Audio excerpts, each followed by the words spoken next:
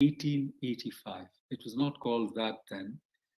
But Hume was, of course, a civil servant, and he lived in Shimla. He was posted to Shimla, and his home still exists, Rothney Castle. I'm going to talk about Hume for just a moment. Hume was the collector of Etawah when the Great Revolt of 57 broke out. And he helped to suppress it, of course, but then he also mitigated the revenge that the East India Company took on the rebels. His record in Madhya Pradesh, where he was Etawah, these are areas, border of what is currently UP and Madhya Pradesh. Jhansi is in Uttar Pradesh. So that is the area that he was posted in. And his accounts of those times are of extraordinary importance. And Hume has been completely forgotten, both by Western and Indian scholarship. The only ones who tried to do something was a former fellow of the Indian Institute of Advanced Study, Professor S.R. Malhotra, who was a PhD from London. He came back to India, and in his last days, he tried to, along with another professor in I think Canada, they tried to put together the selected works of Hume, and only one volume, unfortunately, only one volume was published. I think Professor Malhotra passed away, and the first volume is not of that much interest to us because it's all the colonial records of that time and his contributions to administration. But the thing about Indology and Hume's contribution to Indology is not just that he founded the Congress, not just that he helped Indians who wanted to struggle for more powers throughout his life, even after going back to London, but he was a theosophist for a brief while. So Madame Blavatsky came to Shimla and materialized objects, which was later, in a sense, denounced by Hume himself. He stopped being a theosophist after a while. But it was a very important moment of India's reappraisal. Annie Besant was a theosophist, and the reconstruction of Indian civilization, even of Buddhism, in all of this, theosophy played a huge role. Dharmapala, who was a great reviver of Buddhism in Sri Lanka, he was helped by the Theosophical Society tremendously. They set up a unit in Sri Lanka. So, and of course, Swami Vivekananda's visit to the Parliament of Religions. Now, all of that is deeply interconnected. I don't think Vivekananda came to Shimla, though.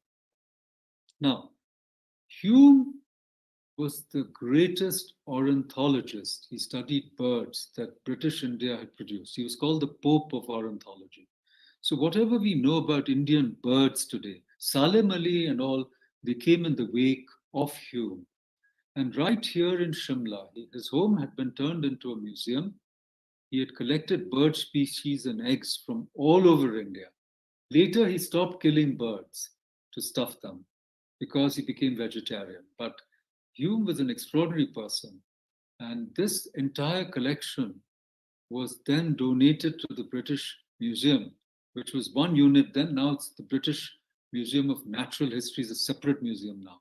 But you can go there today and see that the maximum single donation of specimens in that museum, the largest single donation has come from Alan Octavian Hume.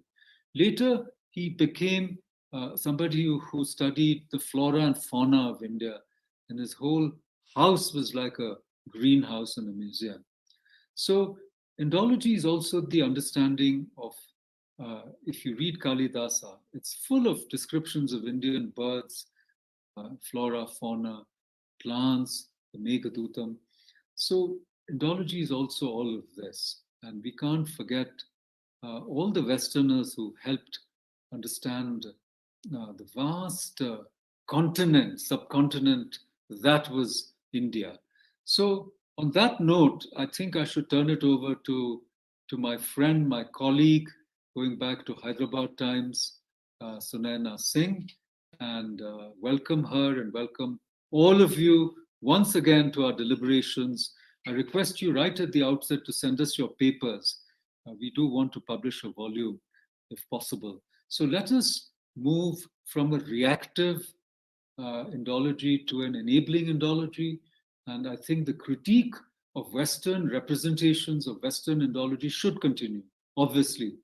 And that's not a task to be abandoned, but the reactive and sometimes I might even call it fanatical, you might say, attempts to degrade or denounce all of Western understanding of India are pointless. I might just end on one last thing. I'm reminded of Bala Gangadhar, who asked the question, what do we learn from Western Indology? What does Western Indology teach us about India? And he says, we think it's a window, but it's a two-way mirror. It actually only shows you the West's own face. I disagree with Bala Gangadhar. It is both a window and a mirror. So when you read Mill on India, it does tell you about Mill. It does tell you about the utilitarians. It does tell you about the liberals, the Whigs, who wanted to take over, India. British paramountcy was just happening, unlike the conservative, the Burkes and the Pitts. It does tell you about them. And so when Hegel writes about India, it does tell you about Hegel. It does tell you about Europe, perhaps more than it tells you about India. But 100 other scholars, when they write about India, it also tells you about India. And that knowledge is worthwhile. Thank you so much. I'm going to mute and turn it over to Sunena ji. Go ahead.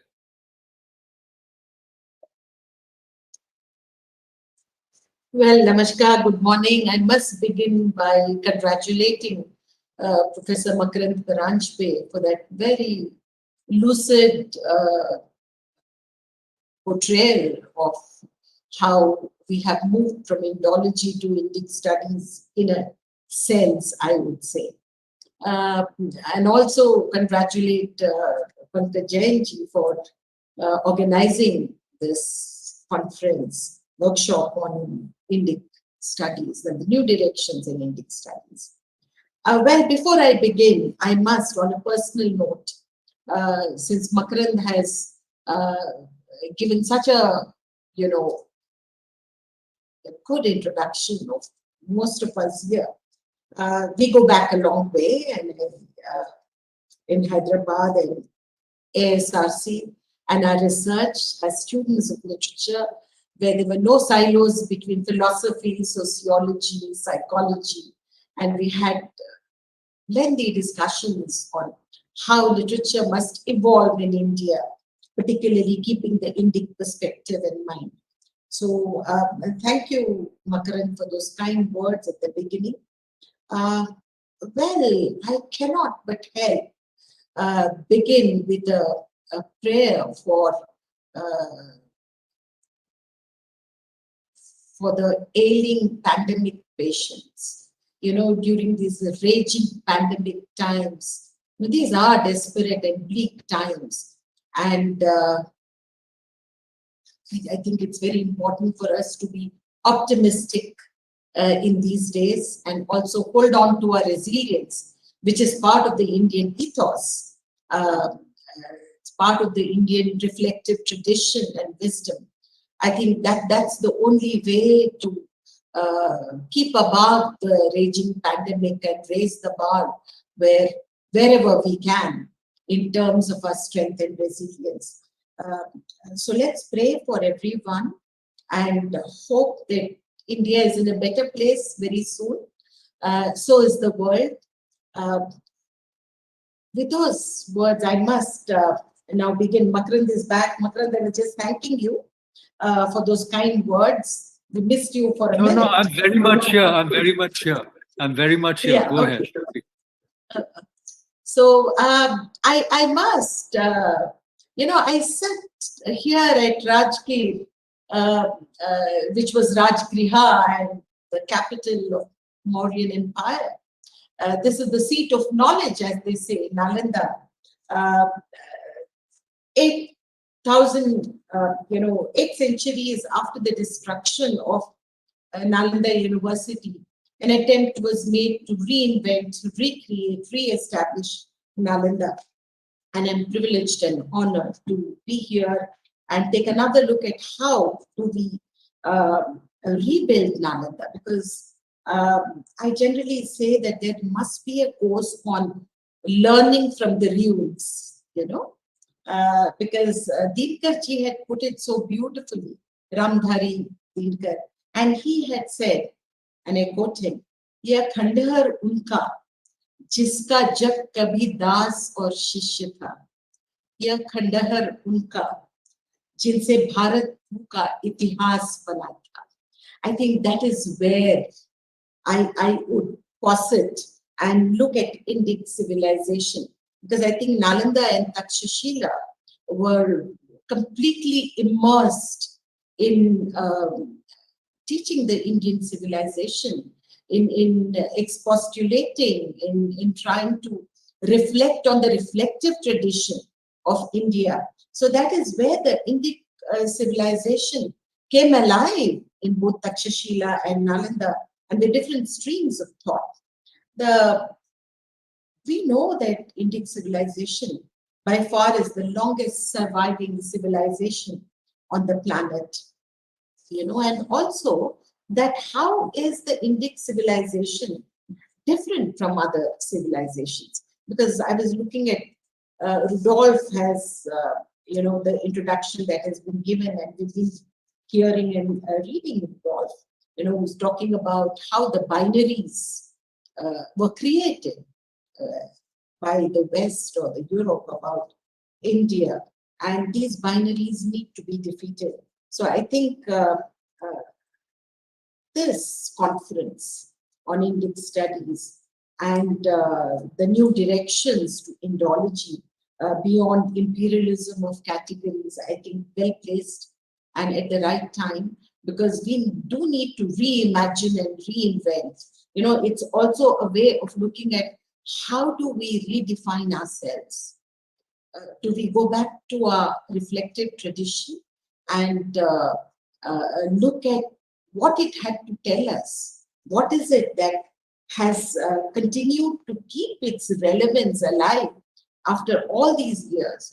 5,000 years, and you have more than 5 millennia, and it continues to survive. It continues to engage our minds. It continues to interest. The world still looks at us. Indology and Indic studies is quite popular in the West and Europe. Almost all universities seem to have a course in this, but how do they draft their course depends on the kind of Indology that they have been defining and the way they have been defining India. For me, it's a culture that's been vibrant, diverse, and pluralistic in its heritage, in its thinking, in its religious postulations. It's been an ocean of wisdom, given the diverse strains in Indian ethos. Because when you look at the Indic civilization over the years, how do we define this knowledge tradition? Because I look at Indic civilization or heritage as primarily as knowledge system. It's an Indian knowledge heritage to my mind, because we need to distinguish between Abrahamic system and the Vedic knowledge system. Abrahamic, as we all know, is theocentric, has been theocentric and continues perhaps to be theocentric, whereas the Vedic knowledge system has within its fold the Sanatan Dharma, the Bauth, the Jain, and the Sikhism. These informers, these elevators, they come together, they create a knowledge pool that needs to be looked into from the 21st century perspective. I firmly believe an institution like Nalanda, or any other institution for that matter, must learn to pool the wisdom of the Indic civilization, the kind of literature that we have had. We had an unbroken tradition of knowledge system, the oldest extant spiritual literature to my mind. And it contains, the Vedas contain beautiful hymns in Sanskrit addressed to various gods. And that is where I look at, if I look at, our own traditional Ved, you have so much to learn. The relevance of Atharva Ved today, particularly given the Bhumi Sut from Atharva Ved has 63 suits on nature. The relevance, how it continues to be relevant in today's terms. It's startling in the contemporary relevance, to the ecological crisis that humanity faces today. The global warming and things that have been happening to the world past decades is resonant of what is being said in Atharva. So I think it's time that we go back to our Vedas and Upanishads. We go back to the Baudd and the Jain philosophy of thought. So coming back to the Vedic knowledge system, let me, before I pass it on some of the issues, I must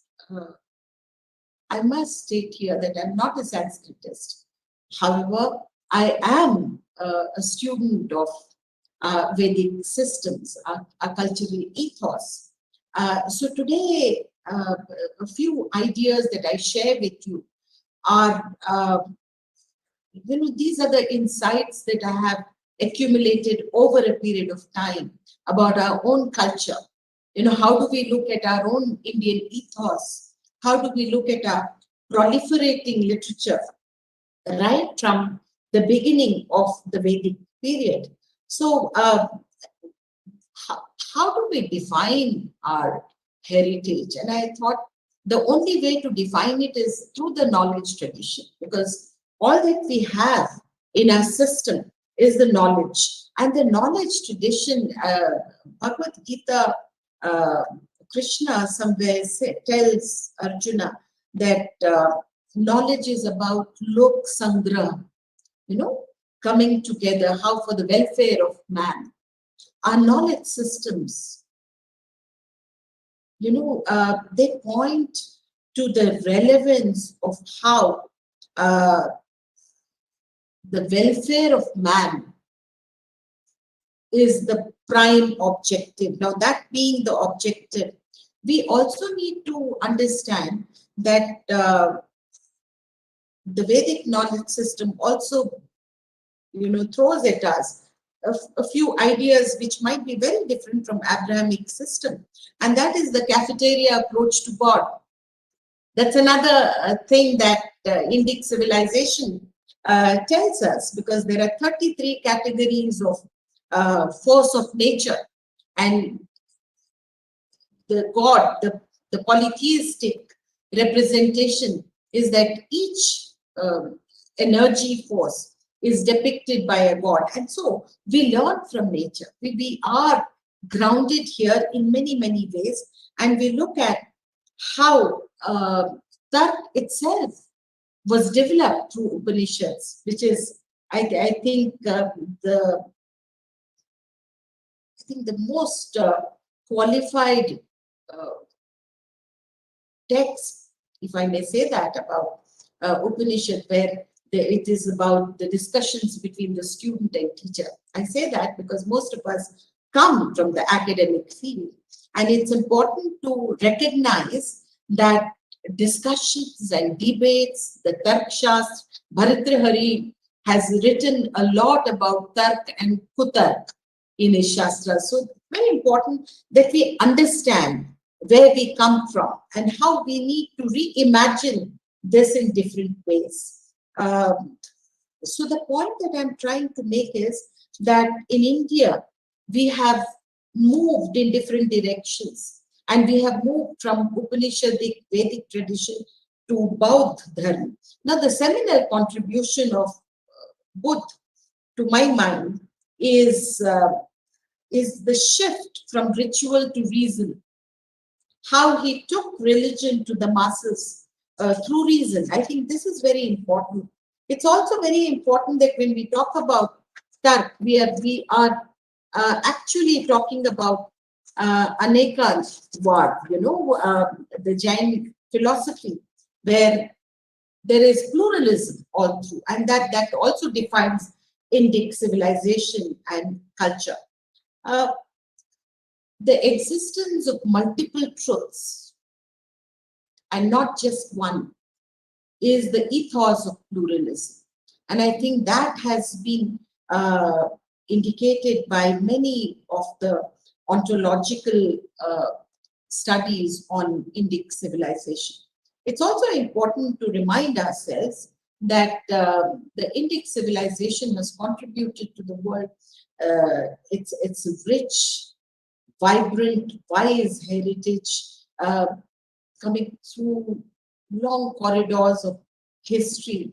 And this is where truth also becomes very relevant, because it is dialogic, it is pluralistic, and that is where I think our Bhagavad Puran speaks about how the knowledge tradition is based on duty and responsibility.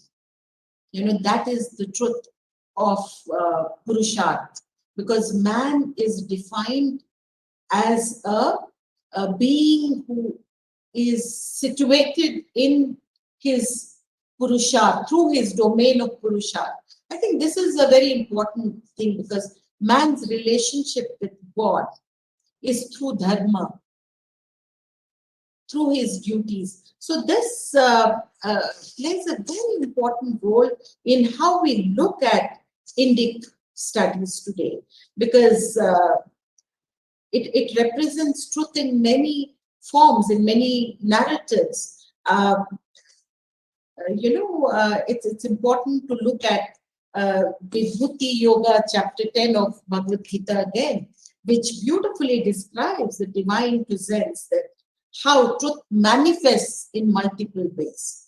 So the learnings from the Indic ethos per se is diverse, is pluralistic. How do we reimagine Indic studies and Indic ethos in our academic curricula?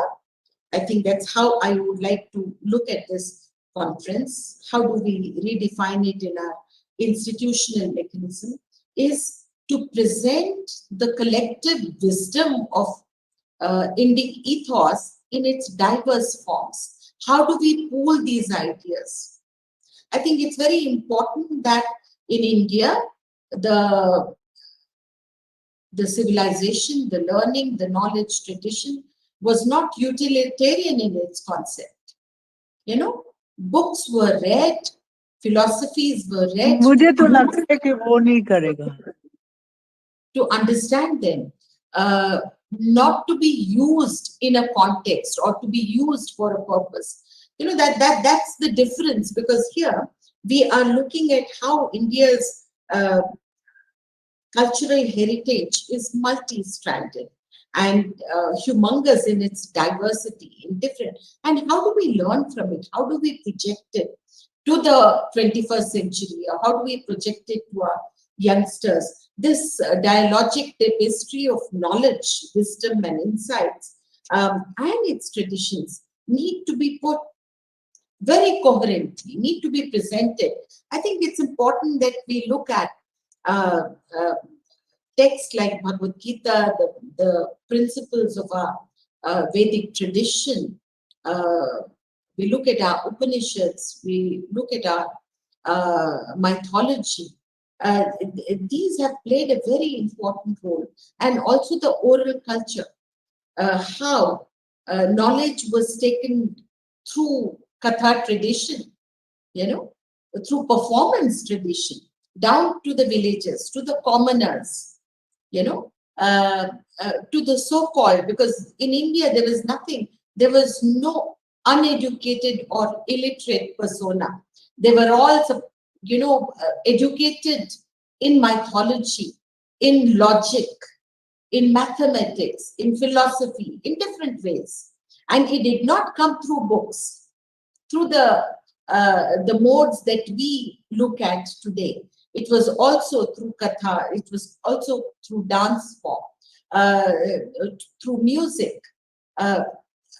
So the knowledge tradition, in other words, is so rich that we need to look at it a little differently today and put it coherently for our youngsters to learn from.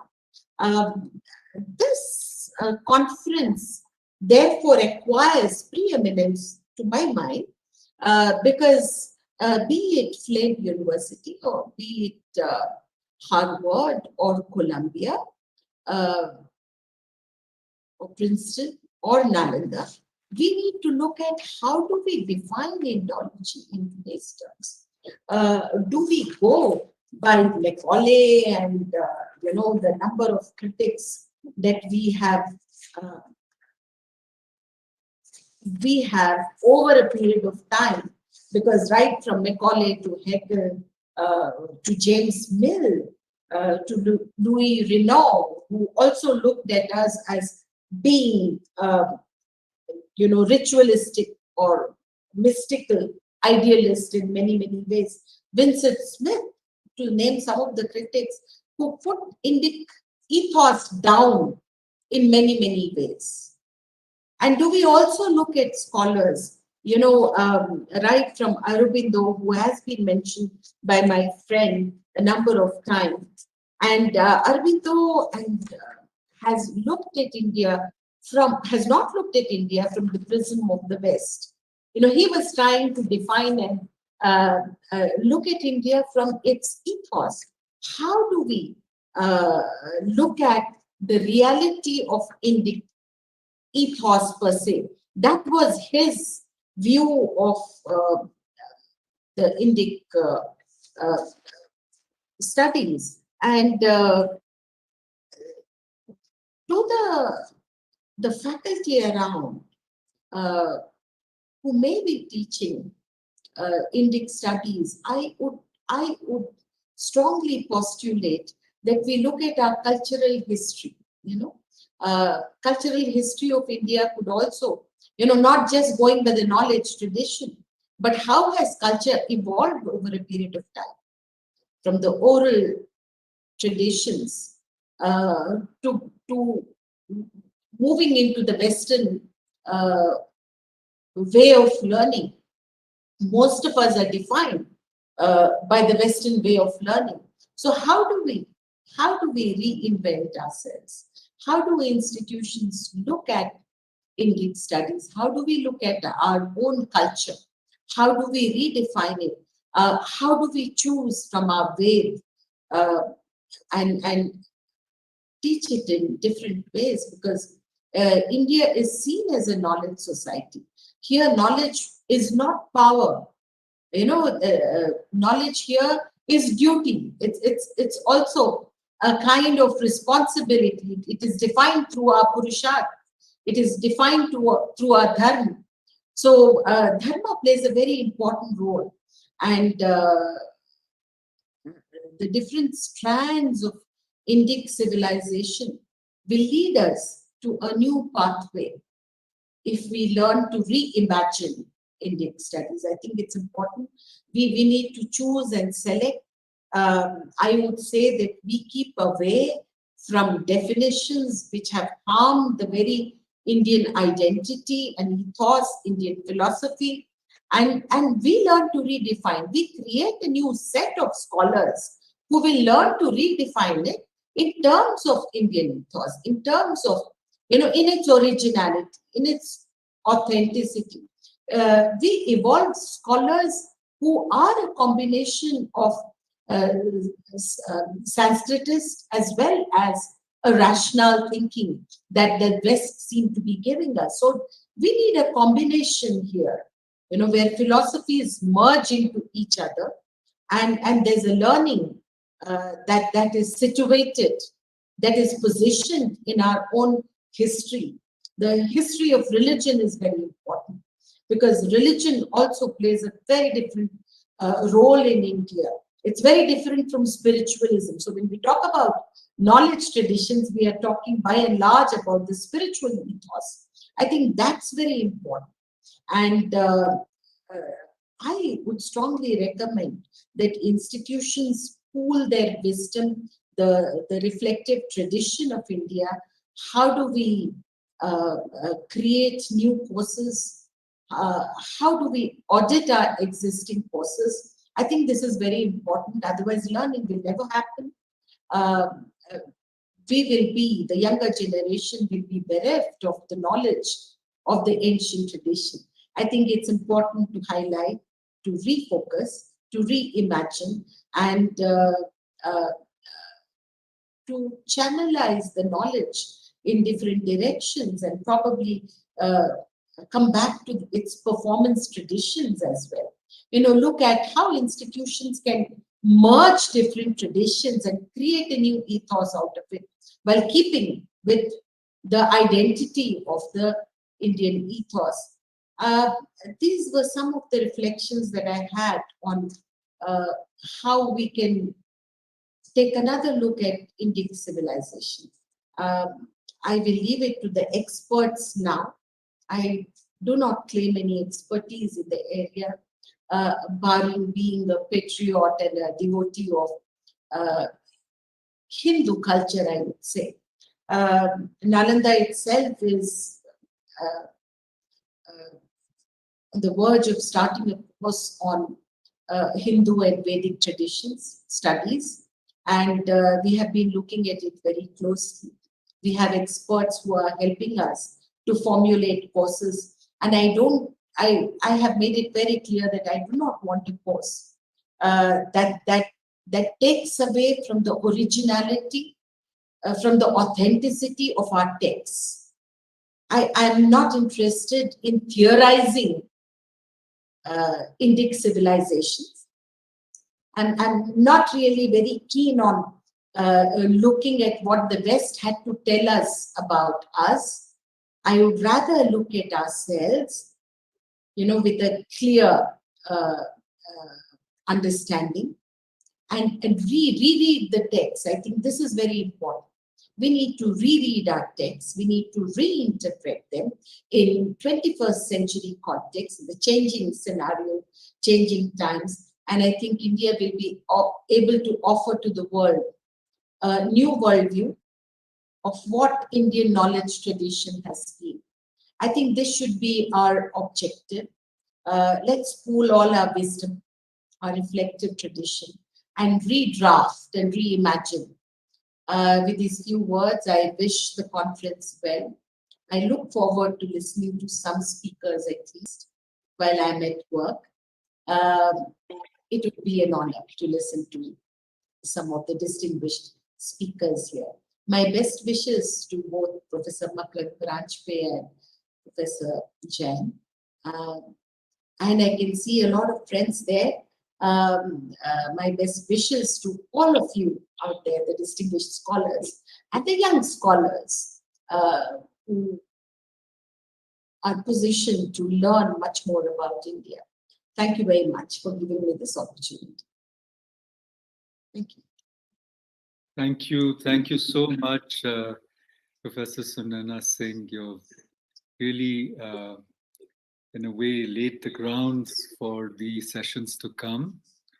And we've been talking about some of these ideas together for several years, if not decades. And I think you all want Nalanda University to really make a mark under your leadership. We're all helping you with that. And this interinstitutional cooperation that you talk about is extremely important. And in addition, I was just ruminating on your opening remark about ruins, learning from ruins. And I was just going to, as an English professor or student, ruins and runes, R-U-N-E. Rune is this mystic, symbolic letter, alphabet, or little mantra. So learning from ruins is like learning from runes. And every ruin has a secret. उसके बीच एक राज छिपा है और उसी को खोज रहे हैं हम लोग, अपनी अस्मिता, अपने अस्तित्व की ओर जा रहे हैं. So thank you so much, and I want to also welcome many distinguished participants, chairs, Professor Ankur Barua from Cambridge. He's got up so early in the morning to be with us. Thank you, Professor Barua. I think it's about 5:30 in the morning there in London or in Cambridge. Thank you. I want to welcome, and I think for Pankaj-ji, what time is it there? It must be, Namaste, it must be pretty late. It must be going on to be pretty late. Yes, it's midnight here, almost midnight now. Exactly. So you already have that glazed look, you know. You'll be dropping off soon, so we'll come to you immediately. I also see many other distinguished friends and participants. Professor Rajveer Sharma. I can't see everybody because my screen can only show a few places. I see one of our most distinguished philosophers in India today, Professor S.R. Bhatt. Bhatt Sahab, namaste, welcome. Welcome to you, sir. Thank you for joining us. I see Professor Theodore from Israel, and I see some other friends here. So all are welcome. Our fellows are welcome. Professor Madhav Haraji, Professor Rajveer Sharma-ji, everybody is welcome. Thank you. And I want to say just one more word, which is that our opening session was planned from 9 to 10, but I told Pankaj-ji this was not possible. We'll go on till at least 10:30. And then, because there are no tea breaks and so forth, we have sufficient for the two papers. This is by Bob Thurman, by Professor Robert Thurman, emeritus at Columbia, one of the great scholars of Buddhism, a disciple of His Holiness for 50 years or more. And of course, Professor Barua will tell us about that. And another paper by Professor Sarao from, I think, from Delhi University. Sir, I see you also. You're most welcome. I humbly welcome you, sir. He will speak on, I think he's a professor of Buddhism. So we welcome you, sir. So we'll have two papers, and we'll close by 12:30 so that everyone can break for lunch, and then we'll come back in the afternoon at 2 o'clock Indian time, and Pankaj-ji can be snoozing by then, and then he'll join us tomorrow morning again. But if you feel that you want to get up in the middle of the night, something excites you, jump right in. Sure. So with these words, thank you, Sunana, thank you so much. What a lovely sari. Every time we see you, we feel uplifted, and we're very proud of you. We are very proud of your leadership of Nalanda, and your visit to Shimla is long overdue. But please do come and grace us with your presence. And Pankaj-ji, all yours now. Go ahead. And about 10:30, we will turn it over to Professor Barua. Go ahead. I'm muting myself, blocking my video. Right. In the interest of time, I'll be really, really short. Just, I guess, I want to share that quotation by Professor Suzanne Rudolph, whose name has been mentioned by both Professor Paranjpe and Professor Singh. But before that, I would like to also touch upon my own personal interactions with Professor Paranjpe and Professor Sunana Singhji. Actually, last month I was at Nalanda, the place where Professor Sunana Singh is right now. And before that, if I go back in memory, almost 20 years back, I met Professor Makarand Paranjpe first time at Menla in upstate New York, where we had the first, kind of a similar conference. And so I see my journey from Menla to Shimla via Nalanda. So very happy to be here. And I was just about to begin my own academic journey 20 years back when I met Professor Paranjpe there in New York. And now here we are, all of us together again with Professor Bob Thurman and many other senior scholars. So I'll just mention that quotation by Professor Suzanne Rudolph from 2005, her presidential address at the American Political Science Association's annual meeting, in which she goes on to say, where we got this phrase called imperialism of categories. So what she says is this: early in our research in India, Lloyd Rudolph and I coined the phrase imperialism of categories it was meant to designate the academic practice of imposing concepts on the other. The export of concepts as part of a hegemonic relationship. Categories crafted in a dominant socio-cultural environment are exported to a subordinate one. The imperialism of categories entails an unself-conscious parochialism of categories.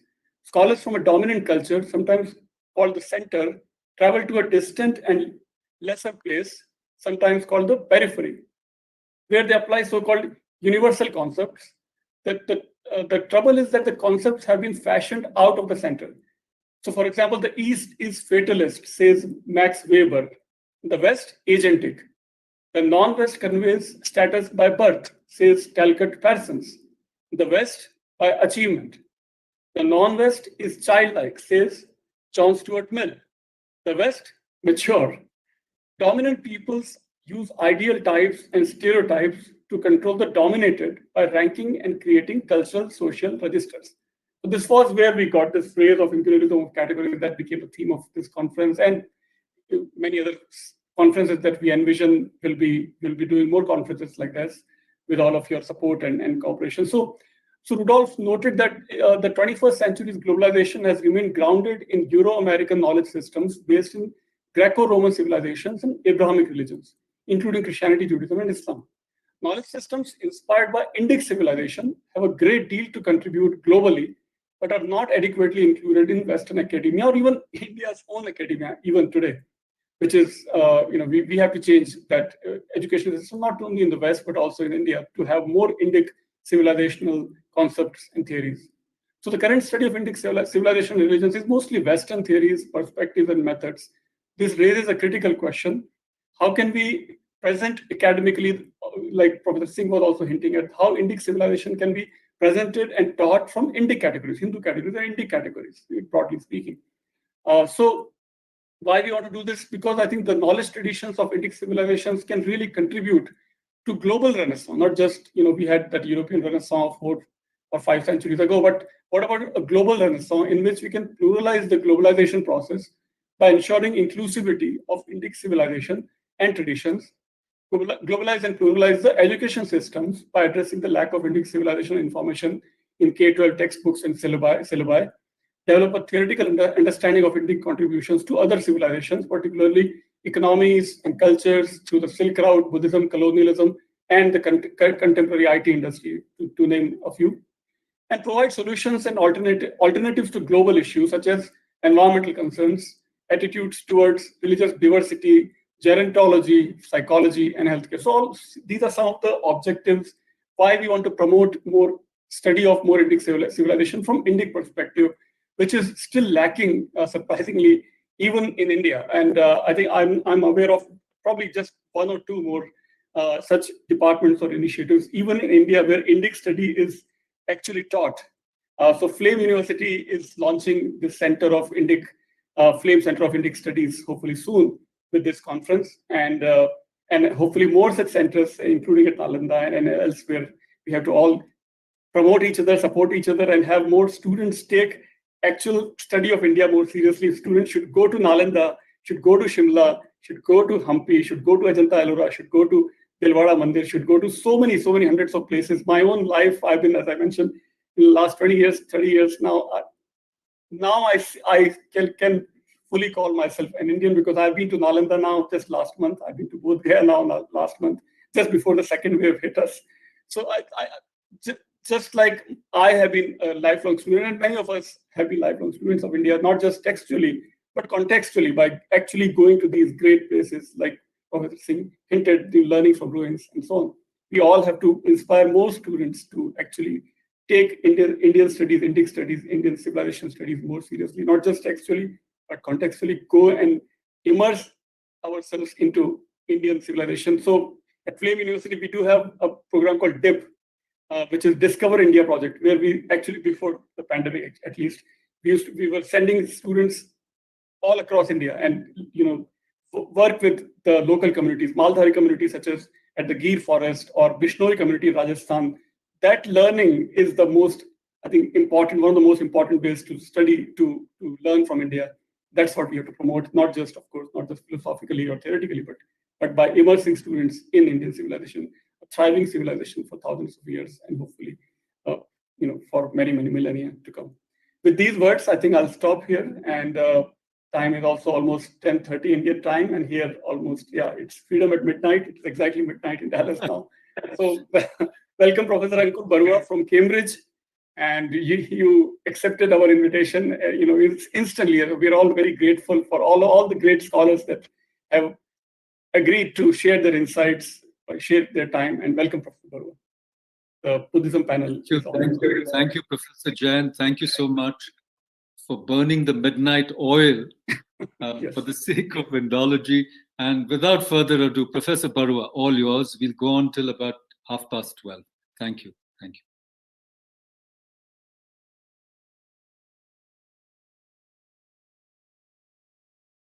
Good morning to all of you. I think it must be around 10:30, 11 in North India. Although, as we have just heard, it's around midnight for Dr. Jain. I will begin by introducing our two speakers for our the first session. I understand that Professor Thurman's lecture is pre-recorded and will be played out for us.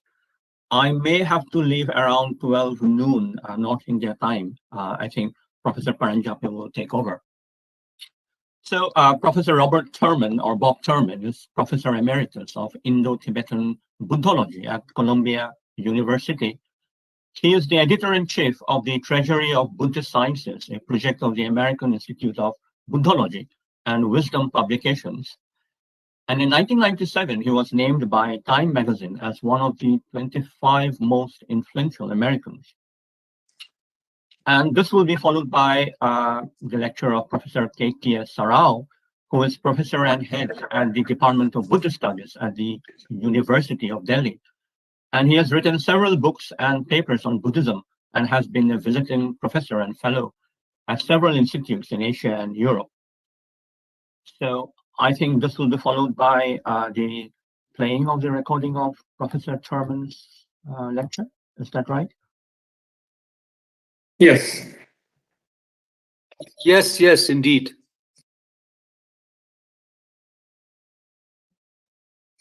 I think we should. Are you, Professor Barua? Do you want to say anything else, or shall we play the recording now? I think if you play the recording now, I will say something at the end of it. Perfect. Okay. So, greetings. Hello, everyone. And Pankaj, thank you so much for inviting me to join your conference. And I'm very happy to record a statement on Sanskrit Buddhism. I decided to give the title. And I'm here in my home in the Catskills. I'm an emeritus professor at Columbia. You may have already introduced me. And I'm a Padma Shri from the year 2020, which I'm very, very honored by, and from the President of India.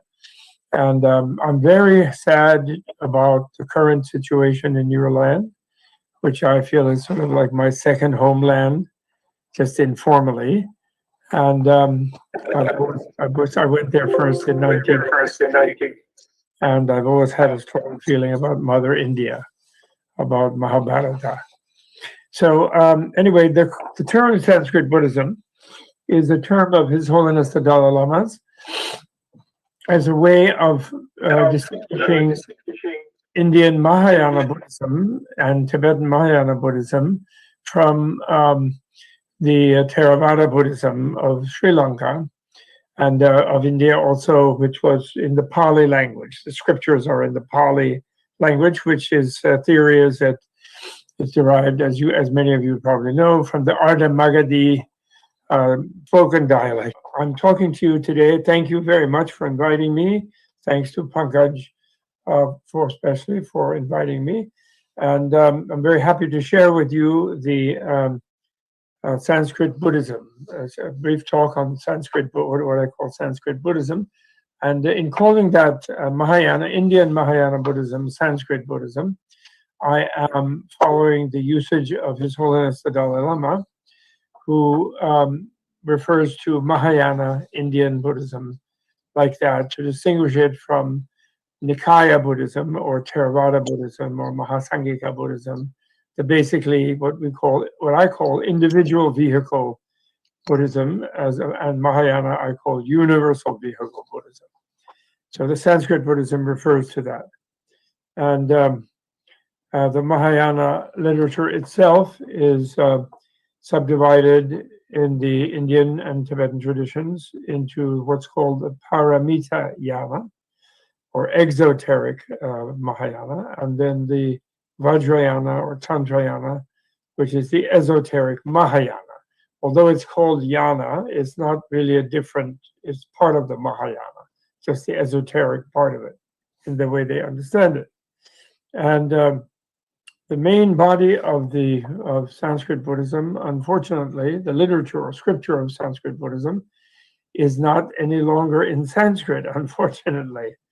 It's in these books behind me, which are part of them, which is an edition of the Tibetan long page book of about 5,000 volumes, or works, actually, maybe 300 and some volumes, usually, in Tibetan woodblock printing nowadays, which are translations into Tibetan, very, very sort of accurate translations, because the Tibetan language was created in order to have those translations, make those translations. So it's very close in grammar and everything to Sanskrit. And although the words are different, but they very much fit with specific Sanskrit according to a concordance, or various concordances that the Sanskrit pundits and Tibetan translators who worked together for about 4 centuries to translate the literature of the Nalanda University Library, Vikramashila, Vallabhi, etc., many different Indian Buddhist monastic universities that existed in India in the classical period. And so that's the main version. About 10% of that volume of literature we have found, and occasionally they pop up more, around 10 to 15% of that literature we find a Sanskrit manuscript, perhaps from Nepal or from Tibet, or from some library, a Jain library, perhaps in India or somewhere. Occasionally a new one gets discovered. And great Indian professors in the 19th and 20th centuries did a lot of work. People like Jayaswal, the Jayaswal Institute in Patna and other places. They brought back some from Tibet. But it's anyway huge literature. It's kind of a lost literature for Sanskrit. And it has been my pleasure and privilege to work with that literature and help create it. The Indian government and institutions such as the Central Institute of Higher Tibetan Studies, founded 30, 40, 50 years ago, they slowly were translating back into Sanskrit some of the important works at a rather slow pace, but they did some of them. And nowadays, that's the Central University of Tibetan Studies. They still continue that and publish works in their journal and so on. And and there are various movements afoot in Patna and perhaps in Andhra Pradesh to try to really implement this where it happens more rapidly. The Dalai Lama, when I first got my PhD in the early 1970s, he urged me to found some sort of institution to try to finish the job in bringing this all back to India into the Sanskrit language by 3 generations, he said. When he first said, you have to do that, I thought that was unreasonable. And he said, well, of course you won't finish in your lifetime, but 3 generations, if you make an institution, perhaps it will work. Now, the question may be that since India has been getting along okay for 800 years or so, since the burning of Nalanda in 1172 of the Common Era, what's the relevance of this collection of the treasures of its lost library? it had three major libraries. Actually, Nalanda did one called Ratnodadi, one called Ratnasagara, and one called Ratnaranjaka. Basically, considering these scriptures to be jewels, they had, and I'm sure many more than the 5,000 works that are incorporated in Tibet, in the Tibetan translations. But the Tibetan translations are perhaps some of the most important ones in the curriculum of Nalanda University, which therefore would be the ones that the Panditas and the Lodzawas, which is Tibetan, from Loka Chakchu, in Loka, eye of the world. The name of a translator in Tibetan, Lodzawa, comes from the Sanskrit, Loka Chakchu. And so the 9-story tall Ratnodadi library, the mountain of whose palm leaf manuscripts took something like 6 months to burn fully, when the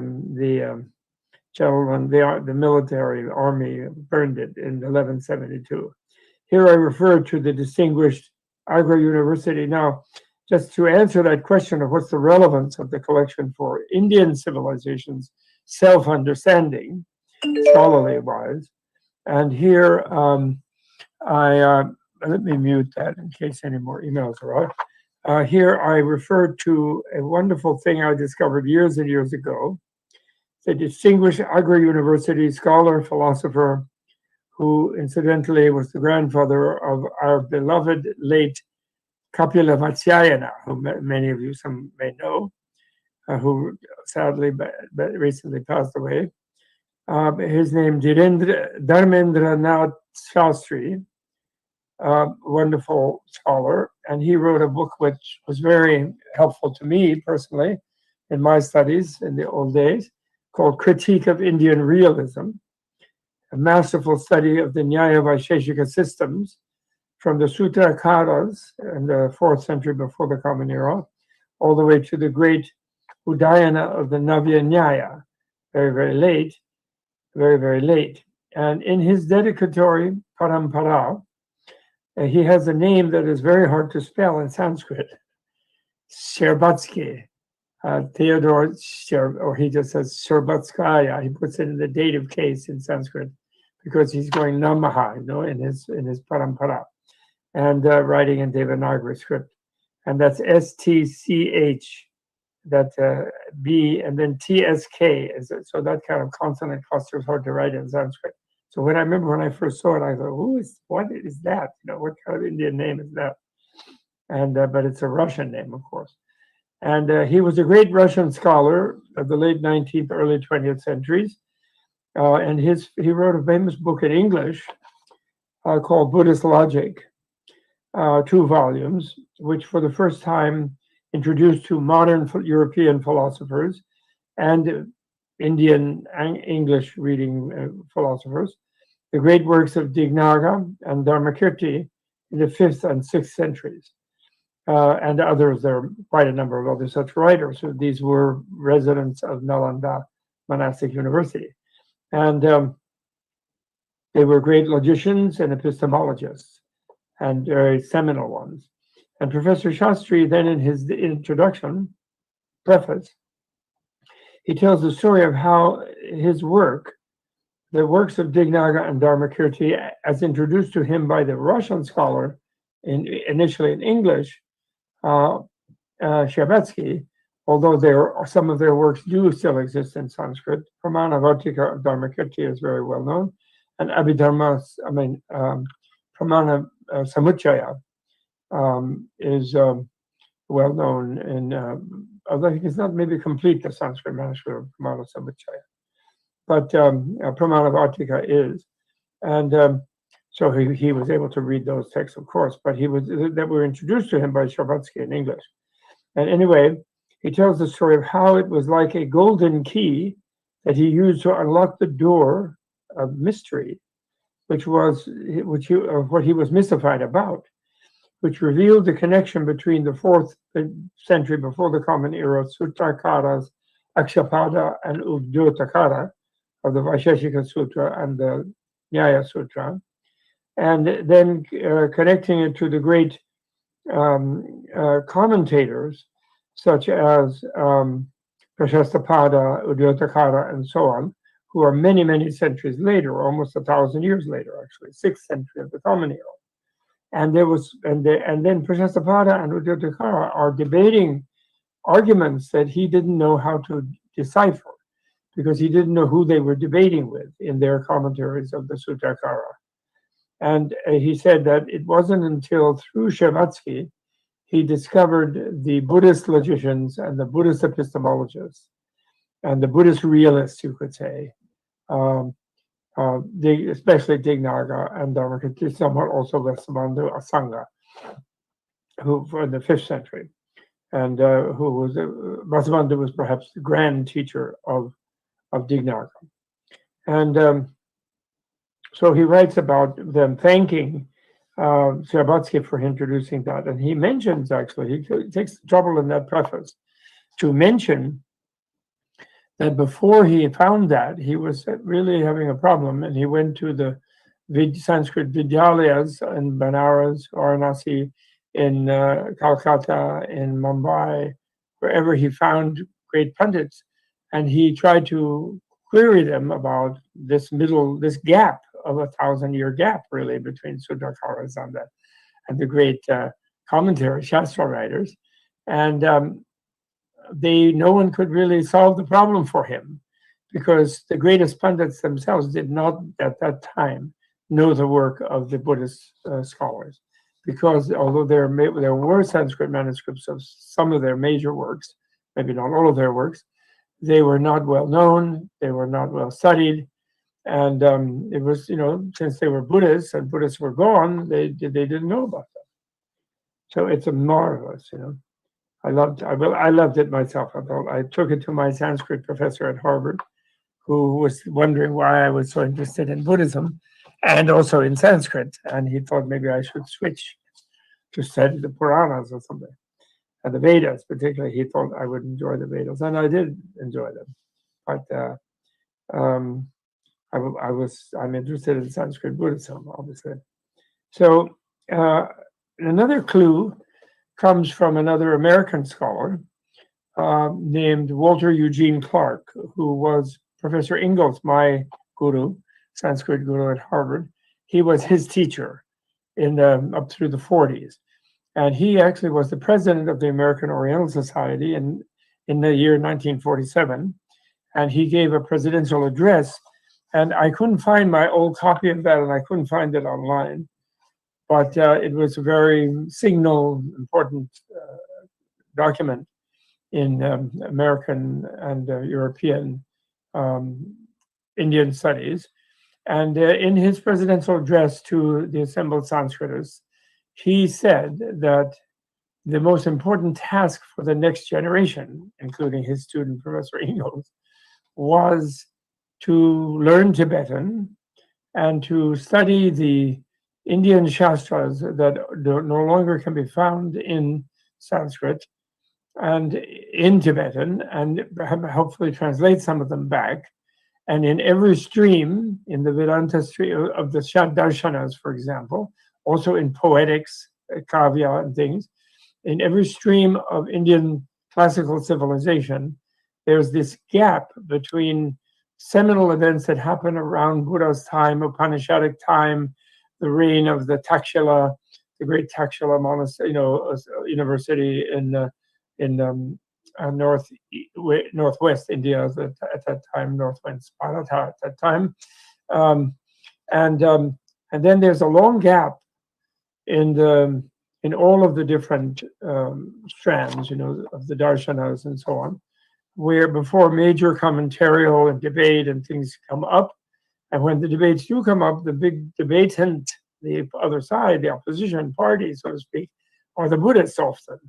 There's an intra-darshana debates, of course, as well, and debates between different Vedantic commentators and so on, but about the way of interpreting Brahma Sutra and whatever it is. But basically between the basic sutras and the elaborated people, there's this big gap. And what is the gap, according to Clark's researchers at the time? It is that the great Brahmin scholars and some and great scholars from other castes during that long period were mostly in Buddhist monastic universities or engaged in Buddhist things, because the Indian kings were not supporting big academies kind of thing. And the Buddhist Sangha was a major, as from the time of Ashoka on especially, was a major institution. And that's where the sort of university sort of style type, pluralistic, multi-class or multi-caste education, minds were gathering, and they were writing in the veins like that, although they were not all Buddhists, because those universities also taught lay people and also taught people. They didn't, in those ancient days, they didn't really use the word Buddhism, Bauddha, that much.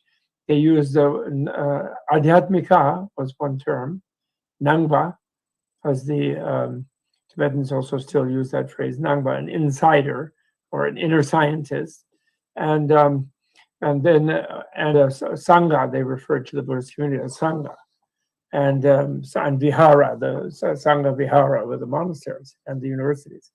So the word Bauddha doesn't really come until quite later.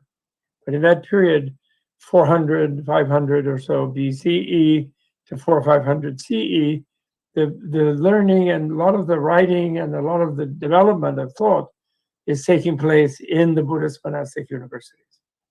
And that gap is a big gap in India's self-understanding. That was Clarke's thesis, basically. And actually, he had some personality differences with his primary student, his superior student, who was Daniel Ingalls, who was my teacher, because somehow Ingalls didn't completely agree with Clarke's view, and he precisely did not focus on Buddhist studies, Sanskrit Buddhist studies, and he, even a student such as me, who came already from a Tibetan interested side, he tried to encourage me to read non-Buddhist writings more. And he even once said to me, "How can you stand always in that Buddhist literature? They were such a bunch of damn goodies," he said. He said, so I said, "Well, Dan, although they may have been goodies, if you met one at night on the dark street or somewhere or in the wilderness, you would like to meet a goody, not a baddie," I said. And he laughed. And actually, after he retired, he kind of joined up in the Sanskrit Buddhism thing, where he used to have private readings when he was emeritus at Harvard. And some of his old students who were in the New England area where I was teaching in those days at Amherst College. And so occasionally I had some semesters of teaching at Harvard also. And he would hold readings at his apartment on the Charles River. And some of, 10, 12 of us or something would gather from neighboring schools. And some of his graduate students, even advanced graduate students, would come. And he was reading the Divyavadana. And he started reading more Buddhist texts, actually, for some reason. And when he read them, he would sparkle with the beauty, I'll never forget the first one where I was particularly astonished. And then I made sure to go every time after that, where he read he was reading in the Ashokavadana section of the Divyavadana. And it's where the Buddha meets Ashoka in a previous life of Ashoka, Shakyamuni does, as a little kid. And the little kid is playing in a sandbox. And so I won't tell the whole story, but he meets that. But anyway, there's a passage in the text where the Buddha puts his foot on the threshold of a city, the city where the previous life of Ashoka, according to the Abhidharma, was living. And the minute he put his foot on there, the blind could see, the cripples stood up, etc. And the light rays came out of his teeth, when he smiled. And it really, almost like a Bhakti literature from the Divya Avadana in Sanskrit. Really, really amazing. And the way that Professor Ingalls would light up when his imagination going with the Sanskrit to sort of see it as a vision, as a fantasy, perhaps, if you will, or a vision. He really liked it, so he would continue reading that eventually. But during his professional life, he did not much follow Clarke's injunctions, let's say. So I have about this treasury of Sanskrit Buddhism in Tibetan language, with Sanskrit-derived Tibetan language. I have an analogy for Indian scholars today who may wonder if it really is that important. And my analogy is Indiana Jones. Being American, I refer to Indiana Jones, the movie character. And Indiana Jones is walking around in Ethiopia looking to find some artifact to make money as a dealer, right, as an art finder. And he falls in a hole somewhere, and defies death, the way it was does. And then he finds himself in an underground enormous library with many, many volumes and in Ethiopic language, along with some dictionaries and concordances and reference works. And then after some investigation, he robs a couple of copies and he runs off somewhere and has them evaluated. And then it becomes known that this is a complete set of translations of the most important works, all of them, of the Library of Alexandria, which was burnt in the 3rd century, as you know, by Clement, the Bishop Clement of Alexandria, who was a fanatic and who didn't like classical learning.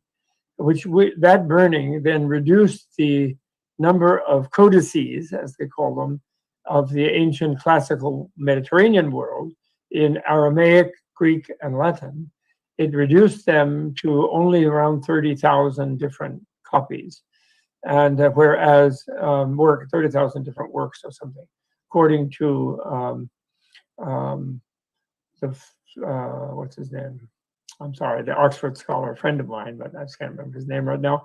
But according to him, and whereas of course the Indian literature in itself is millions of books, and the libraries of Nalanda and other such monasteries must have been in the hundreds of thousands.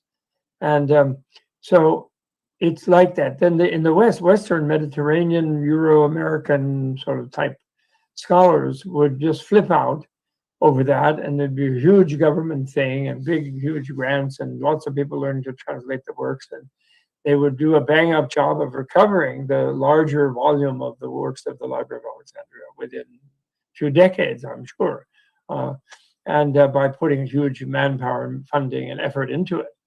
So this Kanjur and Thenjur collections of translations from Sanskrit, mostly, some Apabhransha, some dialect, Prakrit languages, but mostly Sanskrit, almost entirely Sanskrit.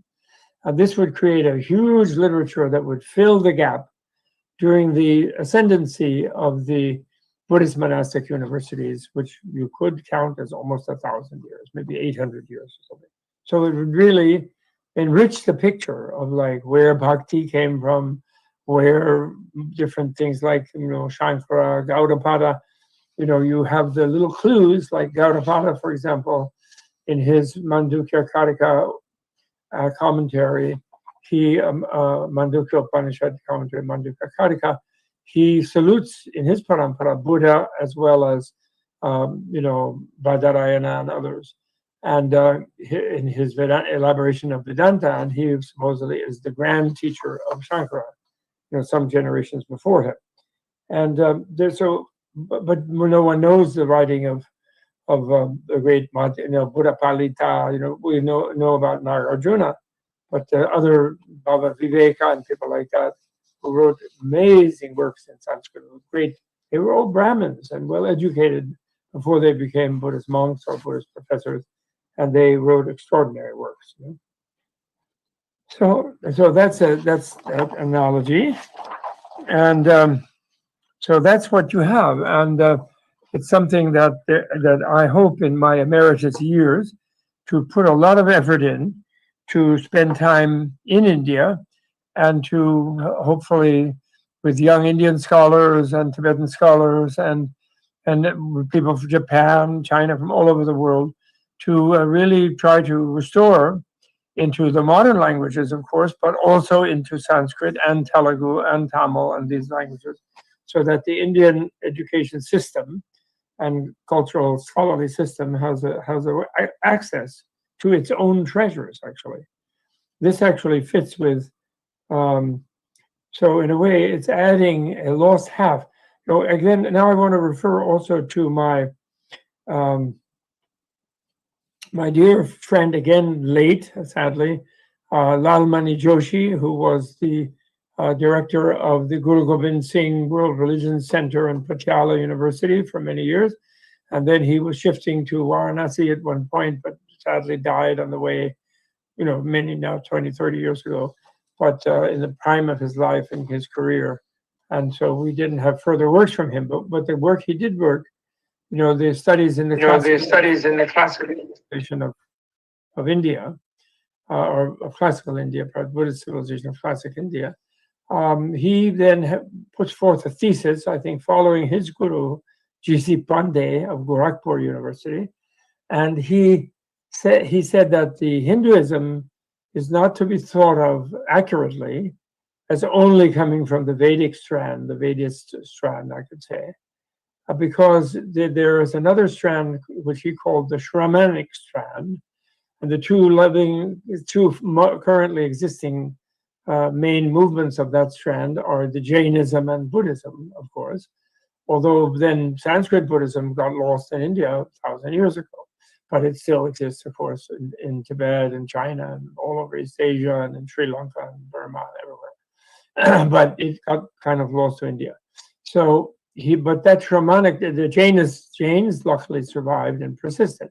But these two strands represent the other half of the contributing stream to the river, or the Ganga River of Hindu civilization or Hinduism. But the Shramanic one, and many of the things like nonviolence, like one guru in Mathura, one of the centers there, he gave me a little instruction one afternoon a few years ago, and he said that he felt very grateful to Shakyamuni Buddha, of course, Vishnu's 9th avatar, for having stopped the blood sacrifices, the animal sacrifices and so forth in ancient Vedic practice. And then he was critical of Tibetans because they're very carnivores, They do eat meat because of the way their economy was in Tibet. Although the Dalai Lama, perhaps in response to that guru's advice, because I took that message to the Dalai Lama, but maybe just himself anyway, had turned all the big Buddhist monasteries, monastic universities in South India and elsewhere, and they don't serve meat in the monasteries at all, and they don't buy meat, and they have no butcher, nothing there. They manage to live well as with the veg diet.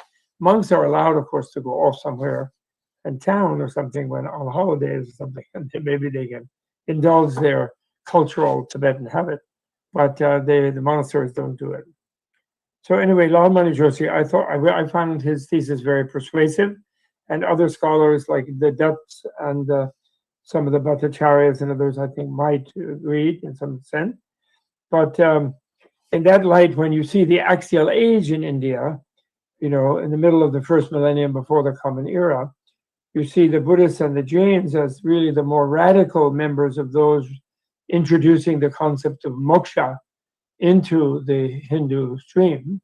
And then the Upanishads come along with that while trying to connect that back to the Vedas and the Brahmanas and the Aranyakas and so forth, which had been only a very thin vein in the main activist karma yoga, you could say, philosophy of the Vedas. And so the Jnana Yoga, the whole Jnana Yoga contribution is really comes strongly from the Shramana line, and then finally in the Gita, as we all know, I mean, this is thumbnail for you, but just in relation to that, then he's the one who connects both Karma Yoga, Jnana Yoga, and Bhakti Yoga in the real final Hindu synthesis.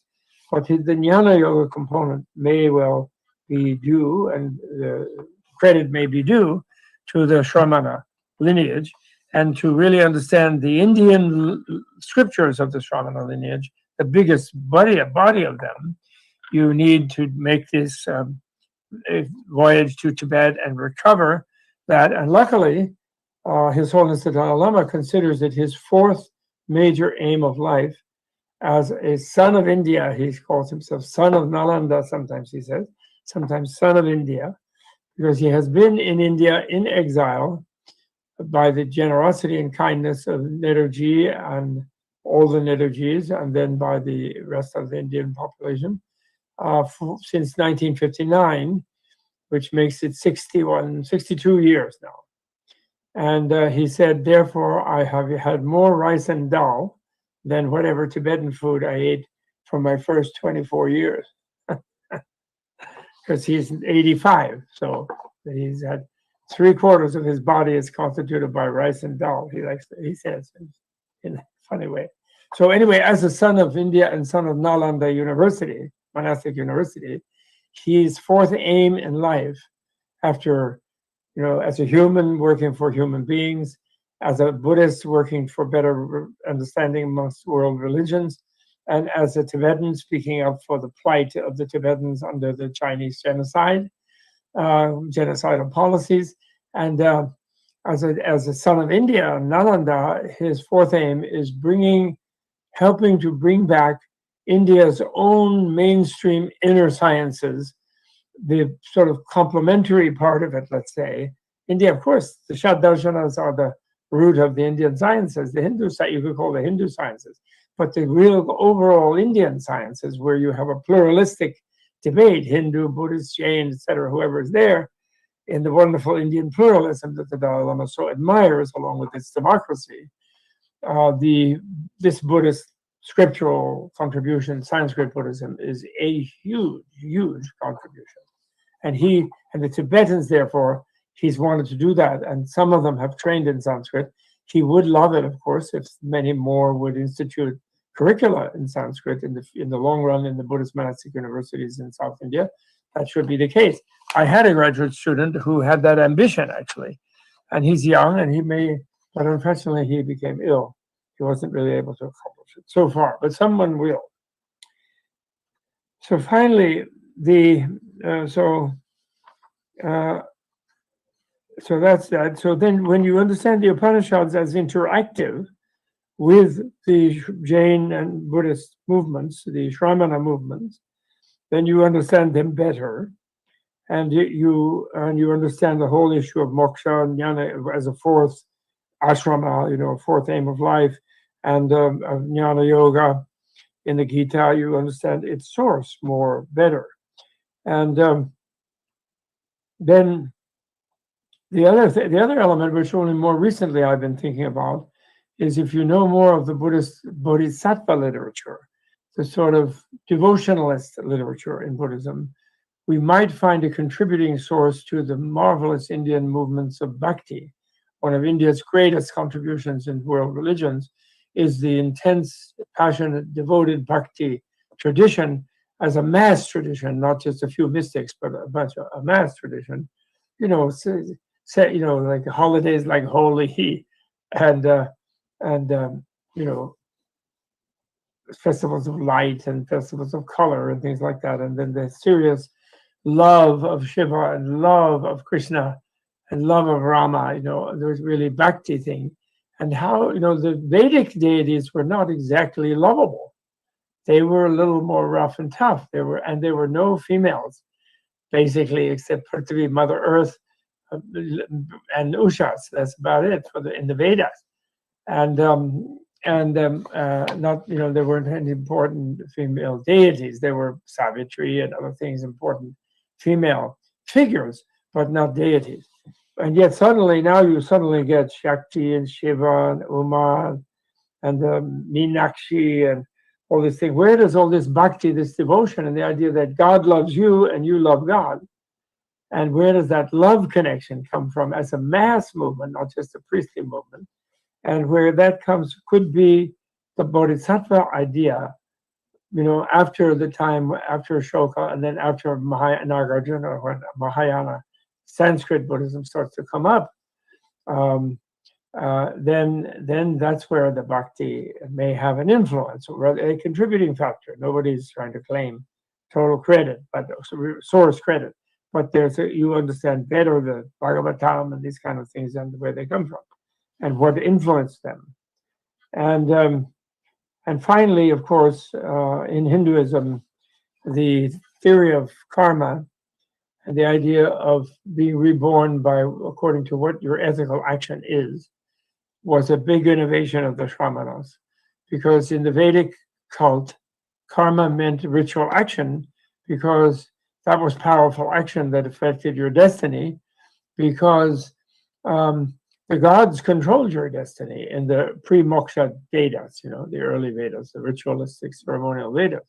And only later, at the time of the Shramana movements, in their own right, Buddhism, Jainism, Ajivikism, etc., other ones that didn't last, and then codified also sort of orthodoxically in the Upanishads. There's no source for this loving business. Kings also don't love you. They have the danda. They beat you up. They have the divine right of kings. But after Ashoka, and after some of the Buddhist texts and Buddhists like the Aganya Sutta and the Mahasamata theory of kingship, for example, then you get these new contributions. And so the idea that the powerful karma is not ritual action, but is ethical action, that idea definitely has to be attributed to the Shramanas. So again, that literature is very valuable to understand that what I consider karma theory as elaborated by Buddha to be a kind of biological theory explaining the variety of living forms and living beings, kind of an ancient Indian Darwin theory, but one that is for the individual, not only for the species, for the individual, their individual life and re-life and life and death and rebirth and then re-death and rebirth and re-death and rebirth. So that whole theory. So in early Upanishads, it's not so clear that everybody gets reborn except going to the ground of the ancestors, if you're lucky. Anyway, finally, the non-dual, as an individual, in other words. Finally, the non-dualism in philosophy and science and the revaluation of the body as deeply key to spiritual evolution, and thus the source of Tantra, and thus the emergence of Tantra as the neurological science and contemplative art of accelerating spiritual and physical evolution toward human enlightenment emerged also from the Mahayana Sanskrit culture and needs us to know something about that culture. So anyway, in that culture, the 5 sciences, and this is germane to the idea, which is alive in India, but not necessarily yet very effectively implemented, which is the reconstruction and the restoration of India, one of the jewels of classical India, which was the Nalanda monastic university.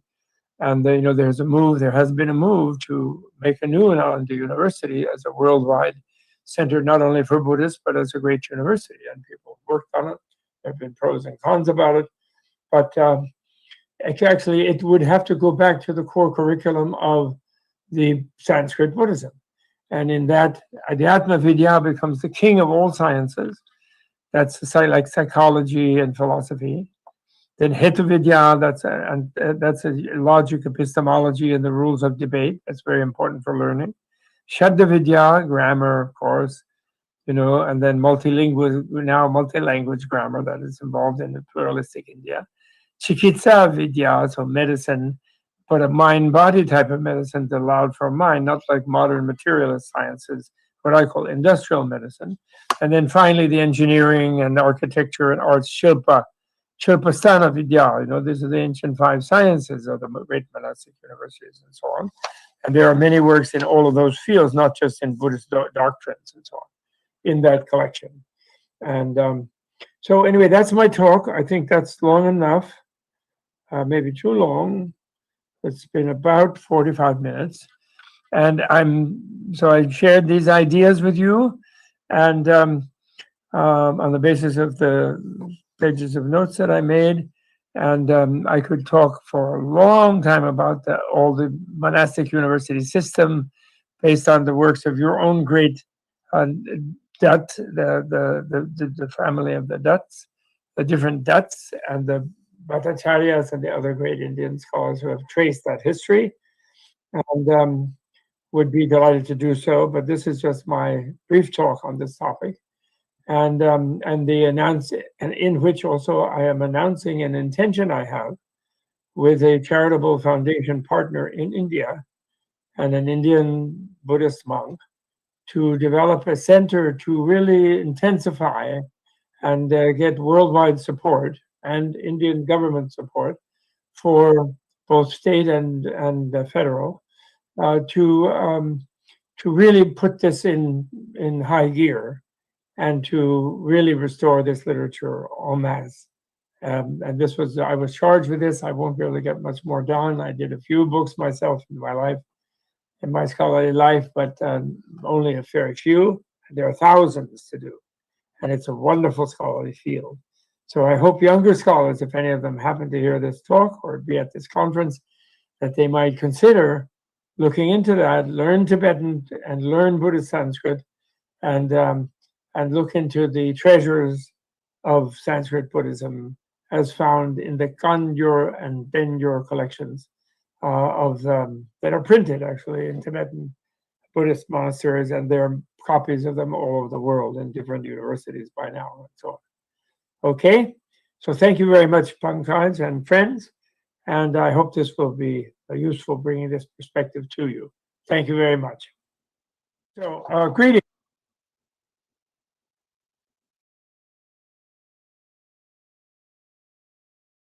So that was absolutely stunning, fascinating, stimulating.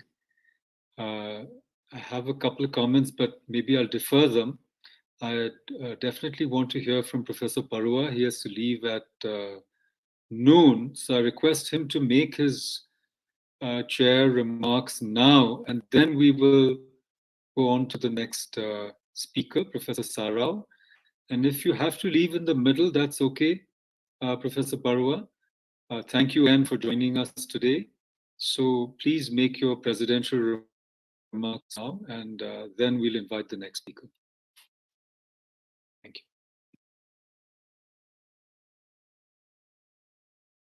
Professor Thurman were present here now, I would thank him deeply for his talk. I will not speak at length, but I will highlight one theme which partly touches on Professor Thurman's talk just now. Now, as it so happens, I have been invited to write an introductory book, which is aimed at undergraduate students, titled, "What is Hindu Philosophy?" And this is by far the most challenging book I have set out to write, not least because I have to write it in about 60,000 words. Now, one leitmotif of this book is an attempt to highlight and also critique the continuing misrepresentation of Indic thought as deeply anti-rational, in the sense that it lacks conceptual structure and logical rigor. So we often meet people in departments of analytic philosophy. I mean, I myself have taught in such departments, who claim that philosophy, strictly speaking, does not exist in Sanskritic milieus. And what they mean by philosophy here is a style of reasoned discourse. And it is claimed that such a style is absent in Indic worldviews. Now, for me, nothing could be further from the truth. A lot of my research in the Sanskritic traditions focuses on dialectical engagements across the system of Nyaya and Buddhist philosophers, and across the system of Advaita Vedanta and Buddhist philosophers. Now, these engagements, they operated through the medium of discussion, reasoned discussion, or vada, in which one dialogical partner presents one's own viewpoint, then systematically presents the viewpoint of the opponent, then points to various inconsistencies in the viewpoint of the opponent, and only then offers one's conclusive standpoint or siddhanta. So what this means is that these groups, these dialogical participants in this vada framework of discourse, they share some basic rules of engagement in rational space. So certain moves are allowed and some are not. And before you are invited to speak in such forums, you have to first learn the ropes of what are these rules. Now, what is crucial to note about this form of philosophical reasoned engagement is that it is not sufficient simply to say, this is what I believe and you are wrong, full stop. Or even worse, what I believe is obviously right and you are just plain stupid, full stop. It is very important to be able to present the viewpoint of the opponent, the Purva Paksha, in the Purva Paksha's own terms. So let's say I'm a Nyaya philosopher in the 10th century or the 11th century, and everyone here is a Buddhist philosopher. I should be able to present the Buddhist standpoint with such accuracy and such sensitivity that you listen to me and you say, yes, that is indeed a correct statement of the Buddhist worldview. Having done that, of course, I won't stop there. I will highlight various conceptual problems, perhaps logical fallacies that I claim to see in the Buddhist viewpoint. And then, of course, you will try to refute my refutations, and I will not stop there. I will try to refute your counter-refutations, and this is how the dialectical spiral becomes more and more involved and complicated. And therefore, what that means is that, let's say, sometime between the 1st century of the Common Era to roughly the 8th century of the Common Era, some patterns of Hindu-Buddhist dialectics became extremely intricate. So much so that sometimes to understand the Hindu viewpoint, you have to understand the Buddhist viewpoint, and vice versa. For instance, some of the most concise outlines of Advaita can be found in the writings of Buddhist philosophers or scholars or commentators, just as some of the most concise and precise descriptions of Buddhist epistemology can be found in the commentarial traditions of Nyaya. And what I find most remarkable about this style of dialectics is the attempt to help the opponent to develop their own view, not just my own view. So imagine a Nyaya scholar saying to a Buddhist, look, I think your claim about the not-self or anatman is not properly articulated. The way in which you have presented this claim right now is actually very weak. But why don't you let me help you to improve your articulation? This does not mean, of course, that the Nyaya scholar becomes a Buddhist overnight, but it does mean that one has to be able to engage. That is, it does mean that to be able to engage in rational argumentation, you have to be able to meet the oppressor, the opponent, not the oppressor, on the opponent's own grounds. And the type of Sanskrit that some Buddhist scholars developed in these dialectical streams is sometimes called Buddhist hybrid Sanskrit.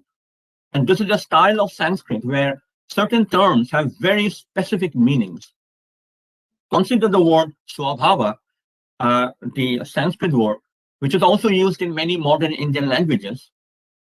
And in these linguistic milieus, the word roughly means nature or habitual disposition and so on. However, Buddhist thinkers, figures, commentators such as Nagarjuna and Chandrakirti use this word swabhava in a quite technical sense, which is something that derives its existence from itself so that it is not dependently originated. Now, there's a vast field of literature out there one can work on.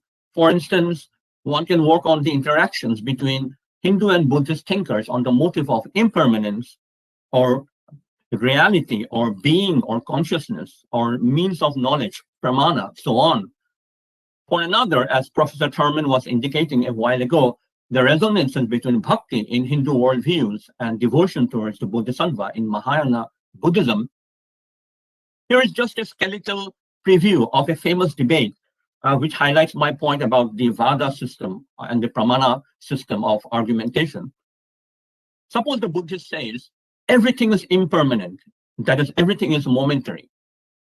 A Vedantic respondent will typically say, well, if everything is momentary, then the individual who enunciates this claim is itself momentary. Now, that may look like a conclusive refutation, but it is not, because the Buddhists will return with a more sophisticated articulation of this claim.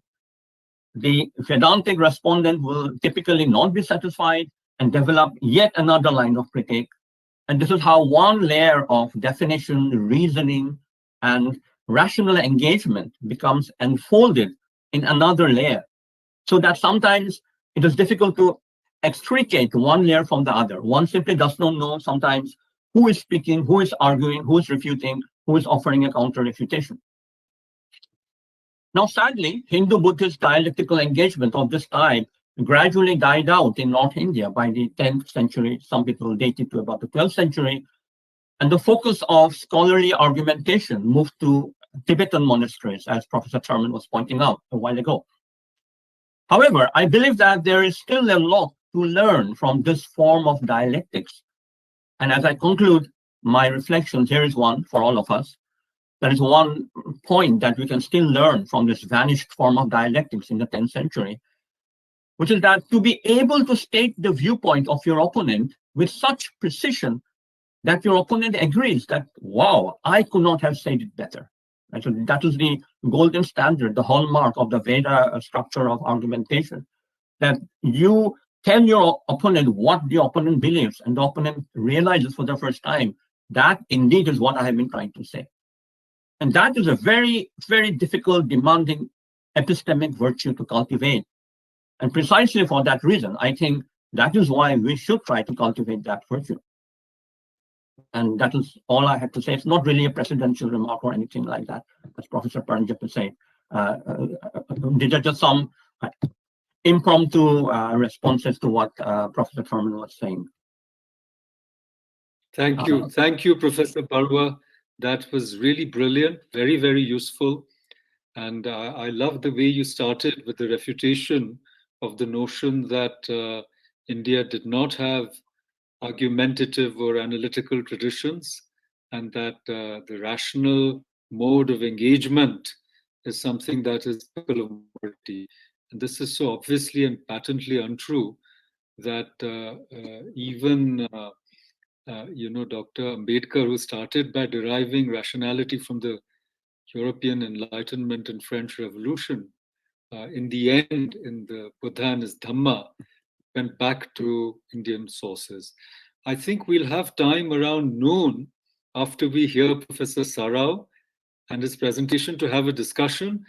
I butted in just now only to thank you, Professor Barua. If you have to leave at noon, when Professor Rao is speaking, no problem. Thank you, and we hope that you join us another time once again. Thank you. Thank you. Thank you, Professor Barua. So I think Professor Sarao will speak. I invite him to speak now. Thank you also, Professor Sarao, briefly introduce yourself. Yes, please briefly introduce yourself. I retired 1 year ago from Delhi University. I was the head of the Department of Buddhist Studies. I taught at Delhi University for about 41 years. And I did one PhD in Buddhist history from Delhi University and another in archaeology and Pali literature from Cambridge. I shall be talking on the Victorian Indologists, their role, particularly in the Mahabodhi temple or Bodhiga controversy, and the role of Angaric Dharampal. Because there is quite a bit of time, I'll begin with the background to this controversy. Perhaps you are aware that when the Buddha comes and sits under the Mahabodhi, under the people tree that became known as the Mahabodhi tree, this place was already being worshipped by the local people. Tree worship has been part of the Indian civilization since prehistoric period. We have sufficient evidence. In fact, when Sujata came to offer a meal to the Buddha, she thought he was some kind of tree sprite or some tree god. So this kind of practice was very popular in India, tree worship. And so this tree was already being worshipped. Perhaps there was a small shrine underneath this tree. And of course, this tree became very popular after the Buddha's enlightenment. And when Ashoka visited this place, he built a small Bodhi Ghar. Or the towered temple that we see, that I think was built by the Sri Lankans, not Indians. As Singaldeep, Sri Lanka was apparently one of the feudatory states of Smudragupta. That is what Smudragupta mentions in his Allahabad Prashasti. And apparently the Sri Lankan king approached Samudragupta for allotment of some space near the Mahabodhi tree and the shrine, so that Sri Lankan pilgrims could stay there. They had difficulties in finding accommodation in that area. And it seems that Samudragupta gave some sort of extraterritorial right to the Sri Lankans. And it is because of that we do not come across any donations or land grants made by the Gupta kings to the place which became known later on as the Mahabodhi temple complex. Some people accuse or say raise a finger against the Gupta kings that they were anti-Buddhist and they did not make any donations to the this Mahabodhi temple and the tree, whereas they were making massive amount of grants here and there. But I think the explanation for that is that because the whole area was kind of given extraterritorially to the Sri Lankans. And so Sri Lankans were in control of this. And so everything was being done by the Sri Lankans. And perhaps this temple was built by the Sri Lankans themselves. And this kind of psyche of the Sri Lankans appears quite apparent in the accounts of various visitors to this place, who indicate, particularly the Tibetans, that the Sri Lankans were very, very possessive about this temple and this complex. For example, one popular Tibetan monk was not allowed to enter the premises of this temple because he was carrying a copy of the Prajnaparamita Sutra. The Sri Lankan monk who was in control of this temple at that time, he said that, oh, Prajnaparamita Sutra is not a Buddhist text. It is some kind of Mara text and you have to throw it away. Take a bath in the Nalanda river and only then you will be allowed to enter this temple complex. So Dharma Swamin actually had to leave the text away, only then he was allowed to enter. Anyway, now when Bakhtiyar Khalji attacked this region, most of the monks were either killed or they had to move into other areas of India or move towards Nepal and Tibet or Orissa. And so the temple was abandoned completely. After about 1234, so we do not come across much information about this temple after that. And then a Hindu sannyasi of the Shaivite parampara saw this temple abandoned and he started living here and started looking after this temple and continued to do so into the modern times. And this monk was able to get grant from the Mughal Empire of about 3,000 acres of land, including the land on which the temple had been built. So various farmans were issued by the Mughal government in favor of the Mahant. And so Mahant basically became the owner of the entire land, including the temple. And once the Mughals had sort of established some sort of Aman and Chain in this area, pilgrims from Thailand, Myanmar, Sri Lanka, and Tibet began coming here. And they were pretty happy the way the Shaivite Mahant was looking after the temple, or other Mahants of that parampara here. Now, what I have tried to submit in my paper is the kind of controversy that was created by the Victorian Indologists through their own interpretation of Buddhism and Hinduism, and how they try to show these two religions as irreconcilably different and diverse. And then Anadarik Dharmpal was used as a tool to create the kind of mess that happened not only around the Mahabodhi temple, but in the whole of India. We had not come across any kind of persecution of Buddhists or any communal rights in India. In fact, it is very interesting to see that during the ancient period, you do not come across a single proper example of any kind of communal riots which were sponsored by the state. If anybody was persecuted on communal lines, it could be seen only as an individual case of crime. The state or the society at large did not really have this kind of issue, Buddhism versus Hinduism. So this was the kind of creation of the Victorian indulgence. And very interestingly, when you look at the study of Buddhism during the ancient period, or the history of ancient India, the left as well as the right, both agree.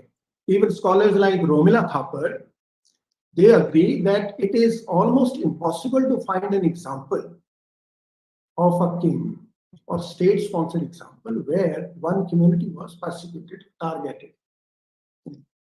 So even the examples of Shashank or Pushyamitra Shunga are seen as cooked up, made up examples of persecution. They were not persecutors of Buddhists or Hindus or whatever. Now, could I share the screen? I would like to make a PPT presentation, Pankaj. There is a share button bottom mein, screen mein. Yeah, I've done that. Yes.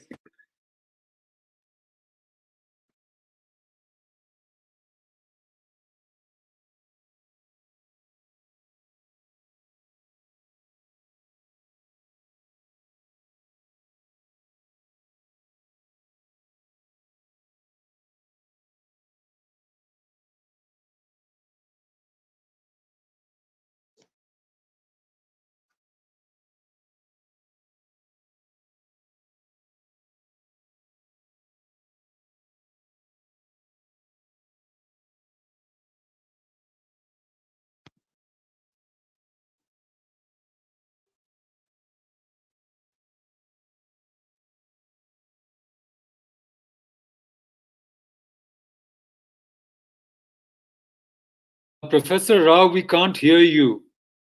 The screen is absolutely clearly visible, but we can't hear you.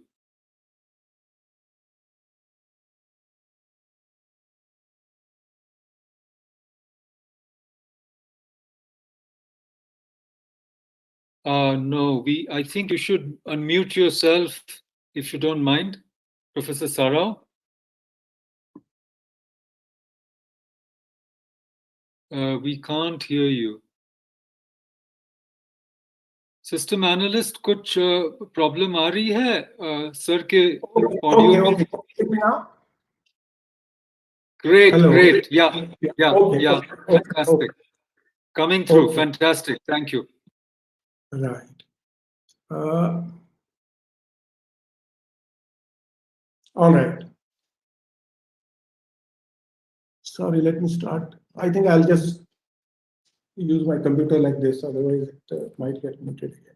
So what I have submitted in my paper is that the colonial masters of India, by virtue of their ownership of the texts and control of these texts, and by being the only ones who were in a position to read these texts, this privilege allowed these colonial masters to ideologically control the interpretation of these texts, and also the power and freedom to put their colonial agenda into practice on the basis of the so-called scientific study of these texts. In this colonial agenda, a particular form of Buddhism was manufactured for the Victorian world, and this was used as a tool in the colonial policies against Hinduism by showing that the two religions are irreconcilably different from each other. And so this Buddhism manufactured by the Victorian indologists, that was founded by a man, according to some of the scholars, founded by a man with thick Ethiopian lips and African Negro-like black frizzled hair, but he was the grandest and the purest, but only after Christianity. of all the Eastern religions, and hence was even a formidable rival to Jesus Christ. At the same time, European interpretations of Hinduism were, on the whole, rather unsympathetic, and the attitude of the majority of the Europeans was always almost either ridicule and disgust, and their accounts largely focused on limitless gods and goddesses, repulsive images, and barbarous customs of the Hindus. Brahmanism was portrayed as the most foul and soul-polluting creed, in which you could hear the frenzied shrieks of a widow on the funeral pyre and the dying groans of devotees being crushed under the wheels of Jagannath, drowned by the horrid music of these Brahmins. In fact, we were told by these Victorian Indologists that it was this kind of depravity of Hinduism that motivated the Buddha to leave his home, what we call in Pali and Sanskrit Abhinishkraman, because the Buddha had himself seen all this 1,000 times more than the European public could be told or would believe.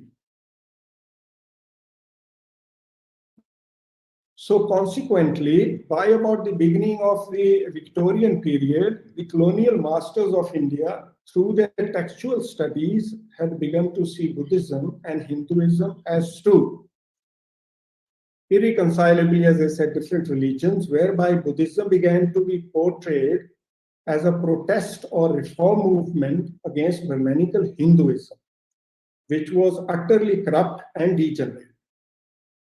The Victorian Indologists, like many of their Prachanna followers in today's India, only saw the Indian religious milieu from Judeo-Christian perspective and failed to see that Hinduism and Buddhism shared holy space to the extent that persecution of one by the other was unheard of. One can cite no more than individual cases of crime. Indian society, or for that matter, Indian state, is not known to have sponsored any kind of religious persecution, as I said. Left and right both agree on this issue in India even now.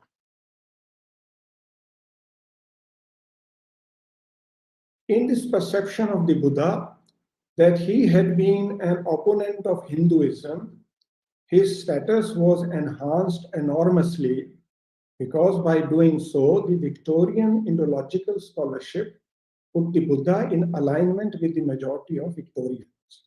In other words, within a British colonial context, it was mainly as a counter to the predominant Hindu system in India that the Buddha could be of use. The Buddha that was manufactured like this was an opponent of caste and the priestly system, which supported this. Thus, he is turned into an advocate of social reform and some sort of Martin Luther of India.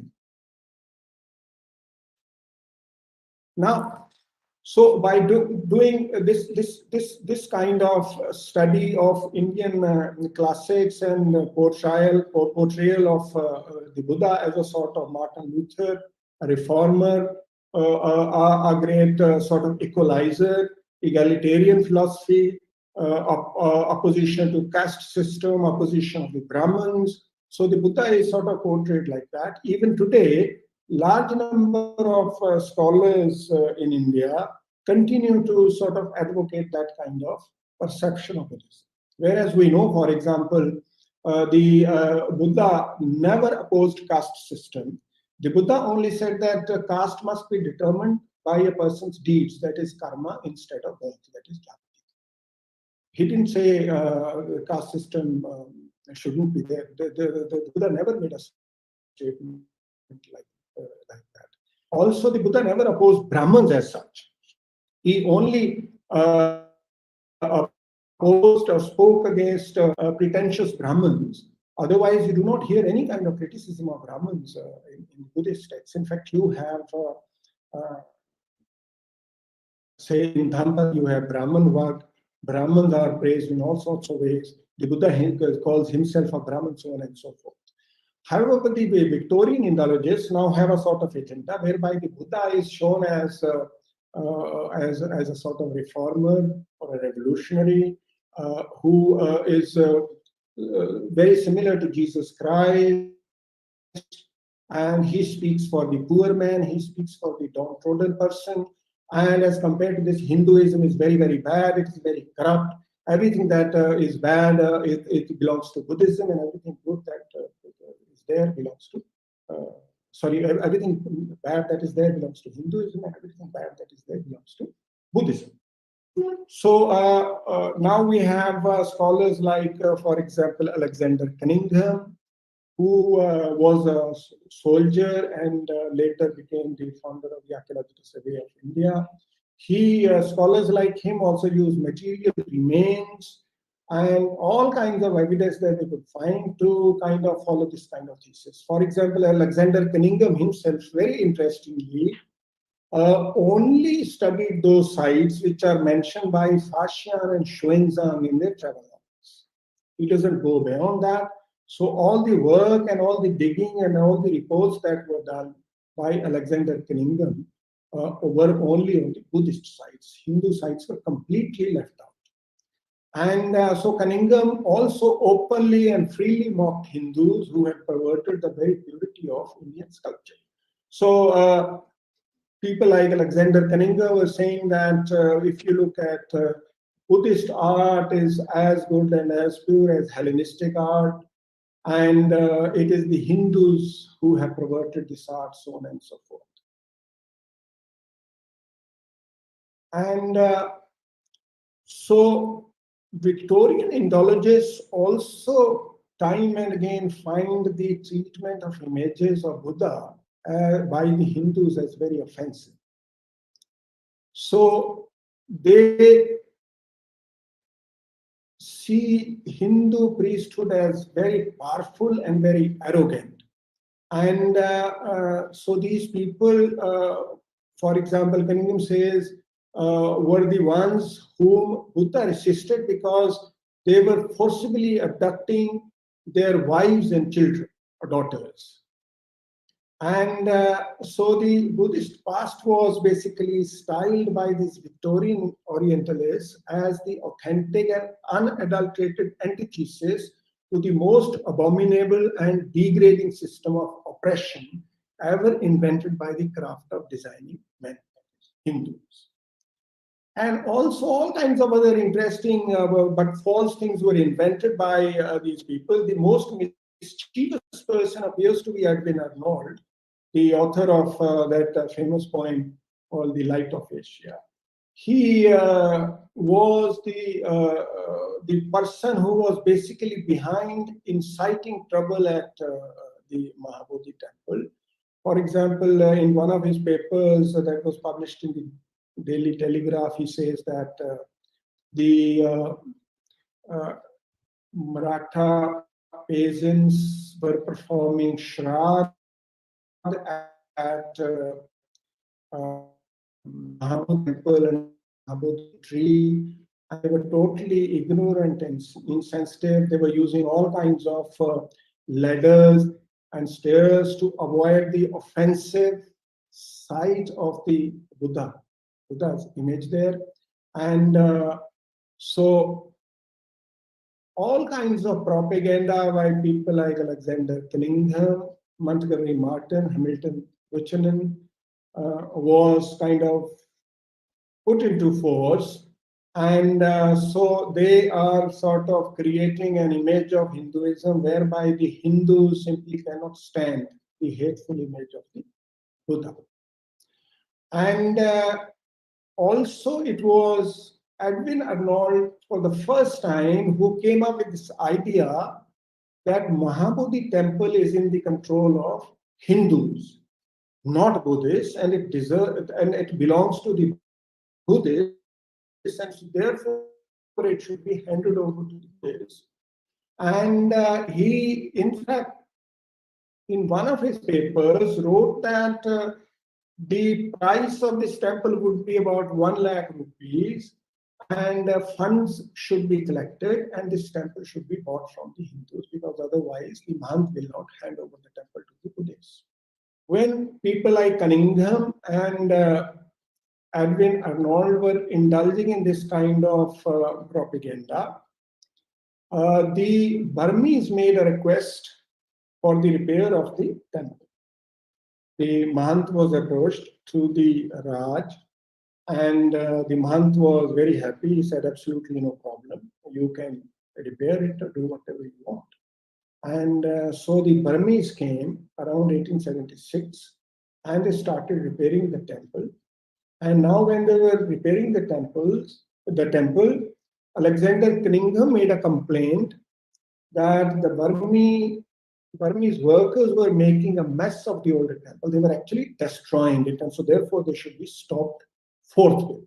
So the complaint of these people, the British government stepped in and now took over the charge of the repair of the temple. So became a kind of stakeholder in the Mahabodhi temple's management. And consequently, in 1883, Alexander Cunningham, J.D. Beglar, along with Rajendra Lal Mitra, excavated this site and then rebuilt this temple. And the cost of rebuilding the temple or repairing the temple came to about 100,000 rupees. The whole of this money was contributed by the Mahant. But when this was being done, at the same time, this whole propaganda, the efforts to drive a wedge between the Hindus and the Buddhists were going on. And so Beglar and Cunningham, on the one hand, were indulging in this kind of propaganda, and on the other hand, the kind of temple that they built was totally different from the temple that was supposed to be repaired. So they were criticized very severely by various scholars. For example, the French scholars who were working in the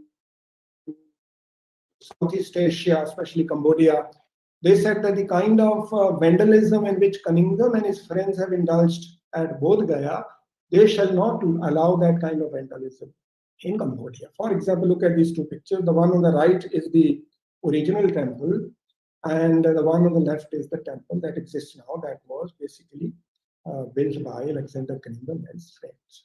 Now, in the new temple, you have these 4 towers here and this front porch. All this thing was kind of added, and generally it is believed the whole temple actually was demolished by Alexander Cunningham and his friends. And the new temple that was built was completely different from the old temple. The kind of excuse that Alexander Cunningham and his friends used, the temple is being demolished by the Burmese, actually it seems that they were the ones who actually demolished the temple, but this excuse of the Burmese was used to bring in the British government, and so thereby the Raj steps in and now becomes a stakeholder, and now people like Cunningham have their kind of own say in the affairs of the temple. And around this time now enters Angaric Dharampal. Now Dharampal is known in Sri Lanka for having given rise to the kind of extreme nationalism that exists in Sri Lanka today, the Sinhalese nationalism. He is generally kind of held responsible by people. Of course, Angaric Dharampal also played a very important role in sort of spreading Buddhism in almost all the continents of the world. But as far as his role in the Mahabodhi temple is concerned, he sort of, in a very strange manner, he picked up all the garbage that was written by Edwin Arnold in various papers in the news, various articles in newspapers, and writings of Alexander Cunningham and others. And by reading all this, now Angaric Dharampal starts a kind of campaign for the repossession of the Mahabodhi temple. Now, till now, nobody had even heard of the Buddhists and Hindus kind of being two separate communities, and that this temple particularly belonging to the Buddhists only, because Hindus had been worshipping here even from the period, from the pre-Buddhist period, and the last day of the Shraddha ceremony was still being performed by the Hindus under the Mahabodhi tree, and there was absolutely no problem. The Tibetans had no problem, the Burmese and the Thai people didn't have any problem, even the Sri Lankans didn't have any problem. It was only Angarik Dharmpal, who was instigated by people like Edwin Arnold and Alexander Cunningham, that he came up with this kind of demand that this temple actually belongs to the Buddhists and so should be handed over to the Buddhists, particularly the Sri Lankans. And for that purpose, he laid the foundations of the Mahabodhi Society and also started the Mahabodhi Journal.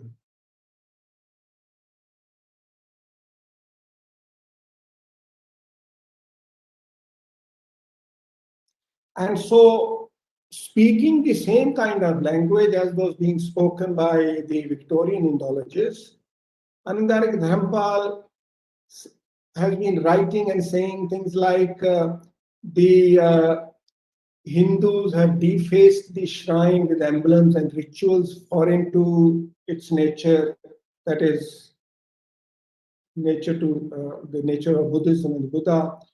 And it has been suggested that Anandarik Dharmpal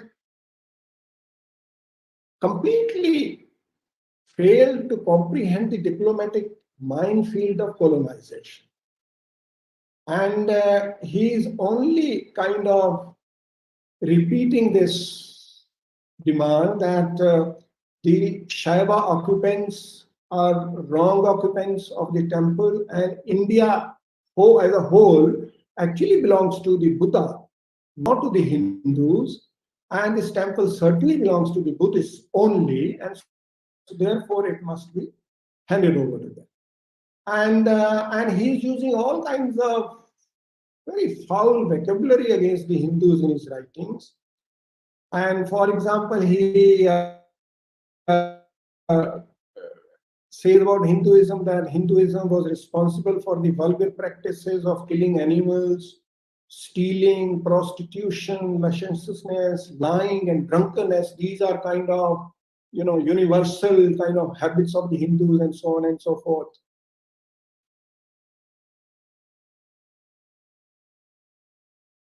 And Dharampal also has no hesitation in giving credit to Edwin Arnold that it is his idea that he has borrowed, and that he would like to restore the Buddhist Jerusalem to the Buddhist hands. So he says that this is the idea given to him by Edwin Arnold, and he would like to basically do that no matter what. So he is also now criticizing, taking a hint from these Victorian Indologists, that from his perspective, the worship rituals such as painting and clothing of the images performed by the Brahminical priests at the temple amounted to desecration. So, for example, the way the Buddha's body is covered with the robe, the dress, he says is Hindu style and not Buddhist style, and various kinds of tilaks and the other stuff that these Hindus do is not Buddhist, and the Hindus have turned the Buddha into a god, and Buddha is not a god, and Buddha is never worshipped. We don't worship the Buddha. We don't worship the statues. We don't put clothes like this on the Buddha. It is the Hindus who have been doing this, and so therefore they are desecrating the image itself. And so he completely ignores the fact that Hindus and Buddhists had absolutely no conflict here. And they were sharing the holy space in a manner that nobody could ever even think of any conflict between the Hindus and the Buddhists over here.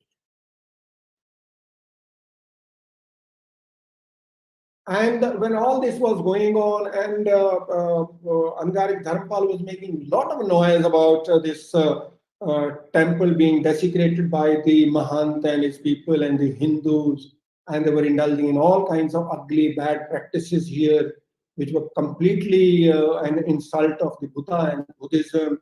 And so these practices are completely un-Buddhistic. And so when this was going on, the Raj constituted a commission called Bordillo Commission to look into this matter, whether the worshippers who are apparently Hindus, apart from Buddhists, of course, who were also worshipping there, are the Hindus indulging in practices which are kind of desecration of Buddhism or the statues of the Buddha or the temple. Now, Bordillo Commission submitted its report, and it said that actually different Mahayana Buddhists visiting the shrine were discovered to have been pro-Hindu.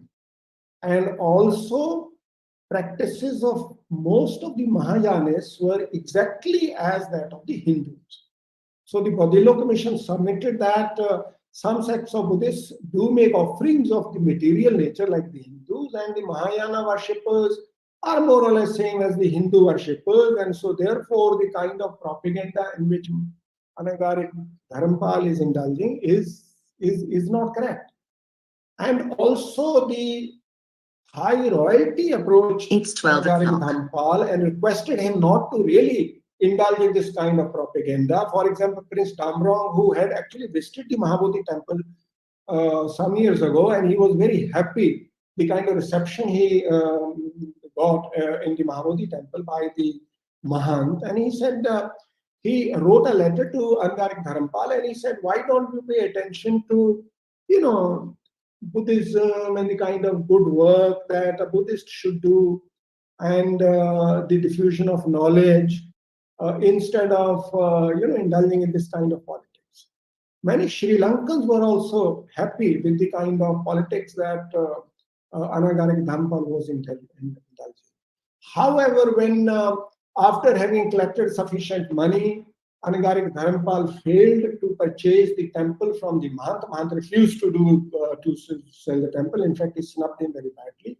So now Anagarik Dharampal used another tactic. That was, he brought a statue from Japan of Amitabha Buddha, and he installed this statue in the premises of the temple.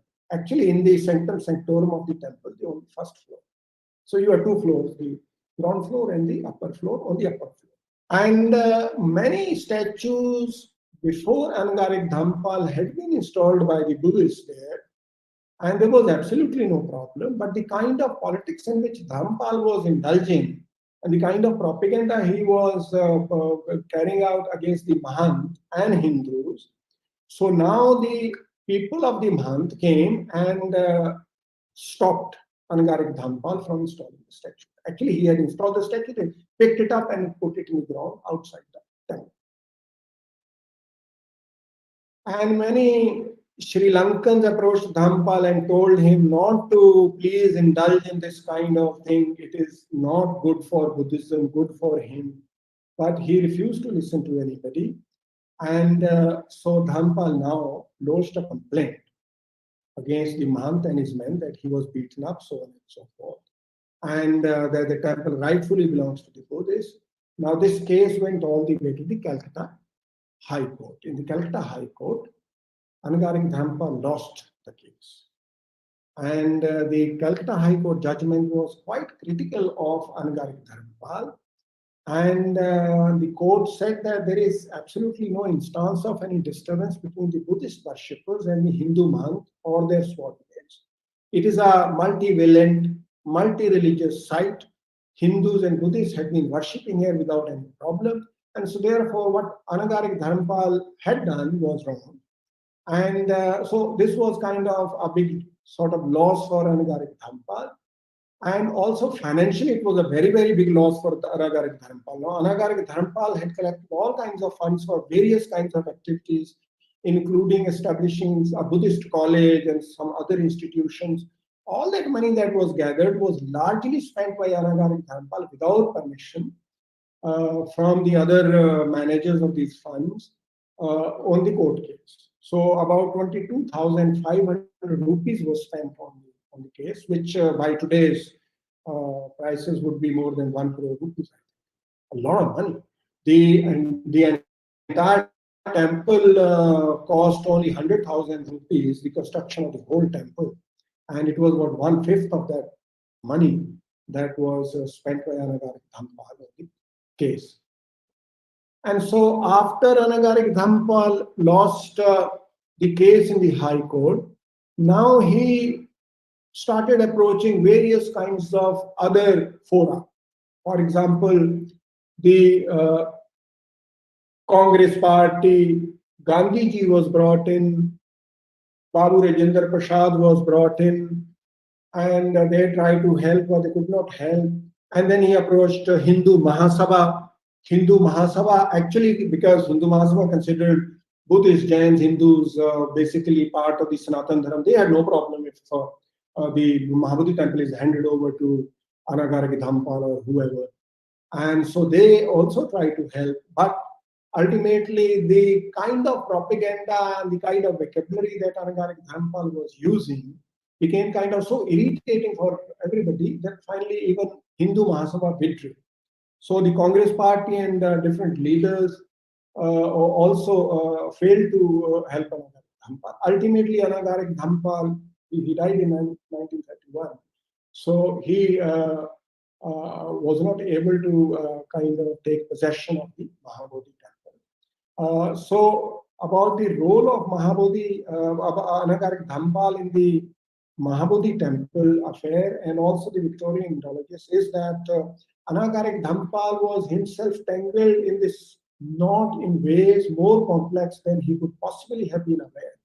Although on the surface it may seem that he was simply trying to restore the image of the Buddha to its rightful place in the Mahabodhi temple, he was himself responding to and at the same time perpetuating a long-standing Orientalist conception of Hindu-Buddhist relations, whereby these two religions can never come together. And so this kind of difference between the two religions that was perpetuated and created by the Victorian Indologists was kind of sported to the hilt by most of the time unconsciously by Anagarik Dhampal, and he created such a mess around the Mahabodhi temple that this continued all the way India till India's freedom. And when the Bihar government then brought that Mahabodhi Temple Management Act. But the problem being continued after that, then the UPA government, Professor Manmohan Singh actually made an application to the UNESCO for heritage status for this temple, where in the application this complex is shown as only a Buddhist place worship, not Hindu. Hindus have been worshipping there. And so the UPA government kind of got that heritage status. And then Mr. Nitish Kumar, in his previous government, also amended the Mahabodhi Temple Act, whereby the magistrate who had to be a Hindu, it was changed to that he could be anybody. So now the management committee actually could be headed by a Muslim or a Jew or a Sikh or whoever happens to be registered. So that is the story. Thank you so much.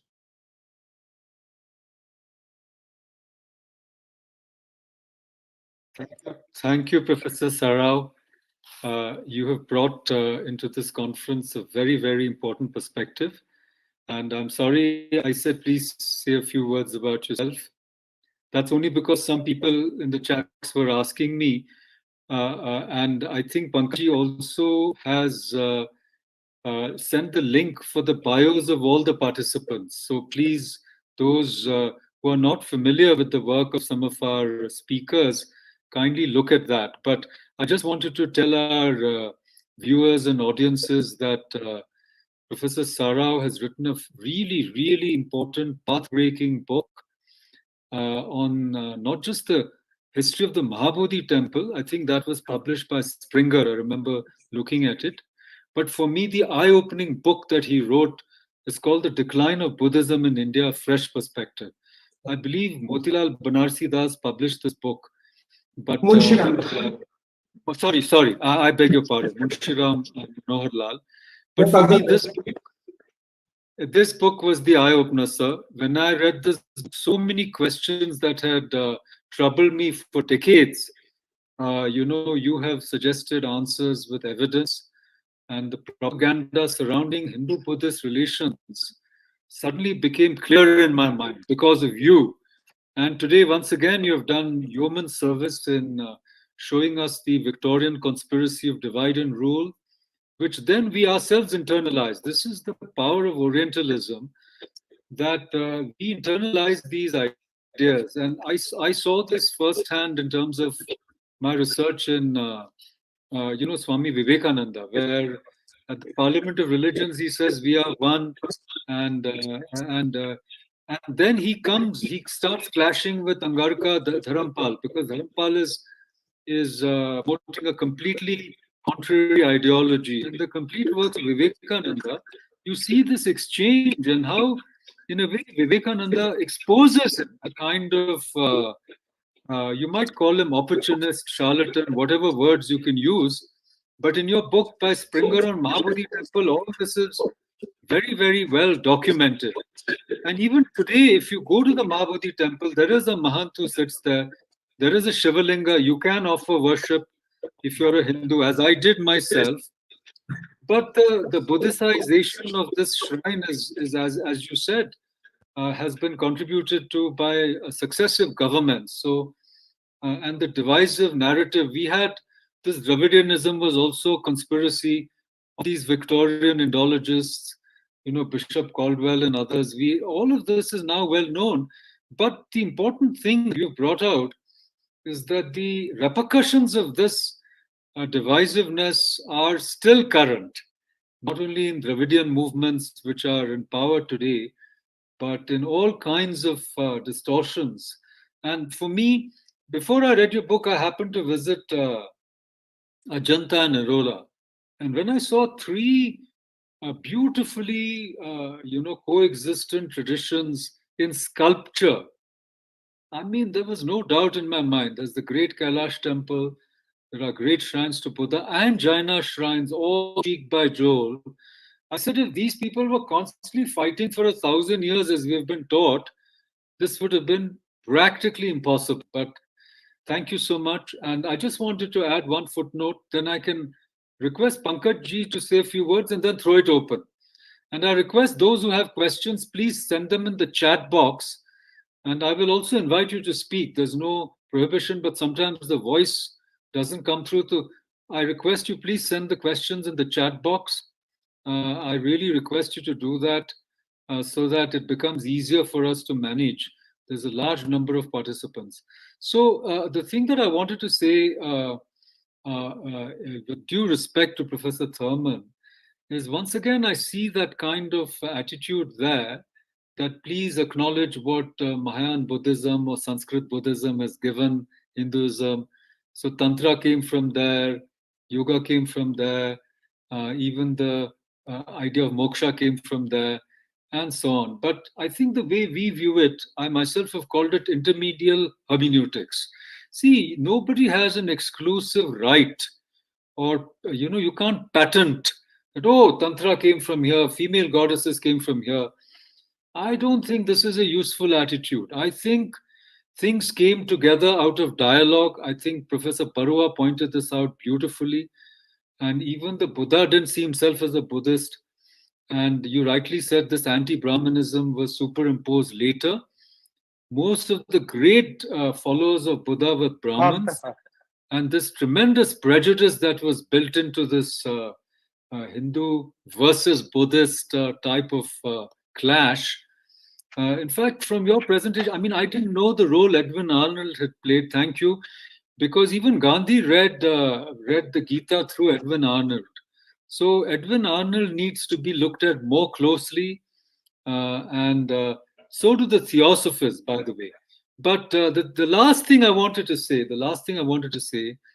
and to finish the point about Professor Thurman, I think that we are very grateful to His Holiness. We are very grateful for the text that we've got back through back translation, as it were. And obviously, this retrieval of textual traditions of India is very, very important. But it's not just the Buddhist traditions. I mean, look at I mean, 3.5 million Sanskrit manuscripts, we haven't even begun to touch the surface. So this restoration and rebuilding of our lost heritage is a huge project, huge project. And there's no need to say, oh, we are grateful to you, you're grateful to us. I think we are all one.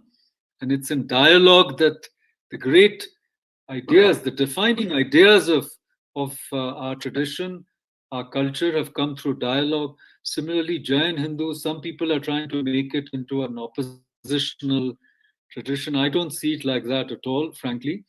And the last thing I wanted to say, which is a bit controversial, and if it offends somebody, I apologize in advance, but I would even hazard to say that many of Dr. Ambedkar's ideas and his riddles of Hinduism and so forth, where he takes a very uncompromising position, where he says Hindu society is unequal, it's Brahmanical and so forth. So I think these ideas come from these same Victorian Orientalists. In fact, those were the people he read at Columbia and elsewhere, and his attempt to even purify Buddhism. He doesn't like a lot of contemporary Buddhism if you read Buddha and his Dhamma. But I think Dr. Ambedkar had internalized these ideas, and his notions of Hinduism were clouded by these same Victorian Orientalists who wanted to drive a wedge between the Sanatani and the co-Sanatani, as I call it. To me, they're all Sanatani, but some people don't like it. So I said, okay, Sanatani and co-Sanatani.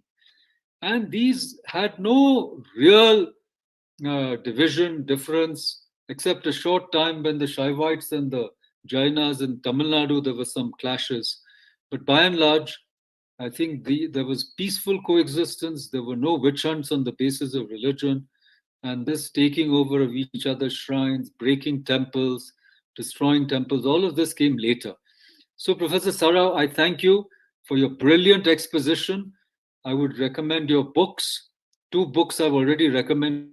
Everybody should read these books. Mahabodhi, the history of Mahabodhi is a masterly exegesis. Please read it. Springer has published it. It's available. The earlier book by Munshilal Manoram is also a very, very important book. Nobody has been able to explain why Buddhism declined. Your book shows that, what exactly happened.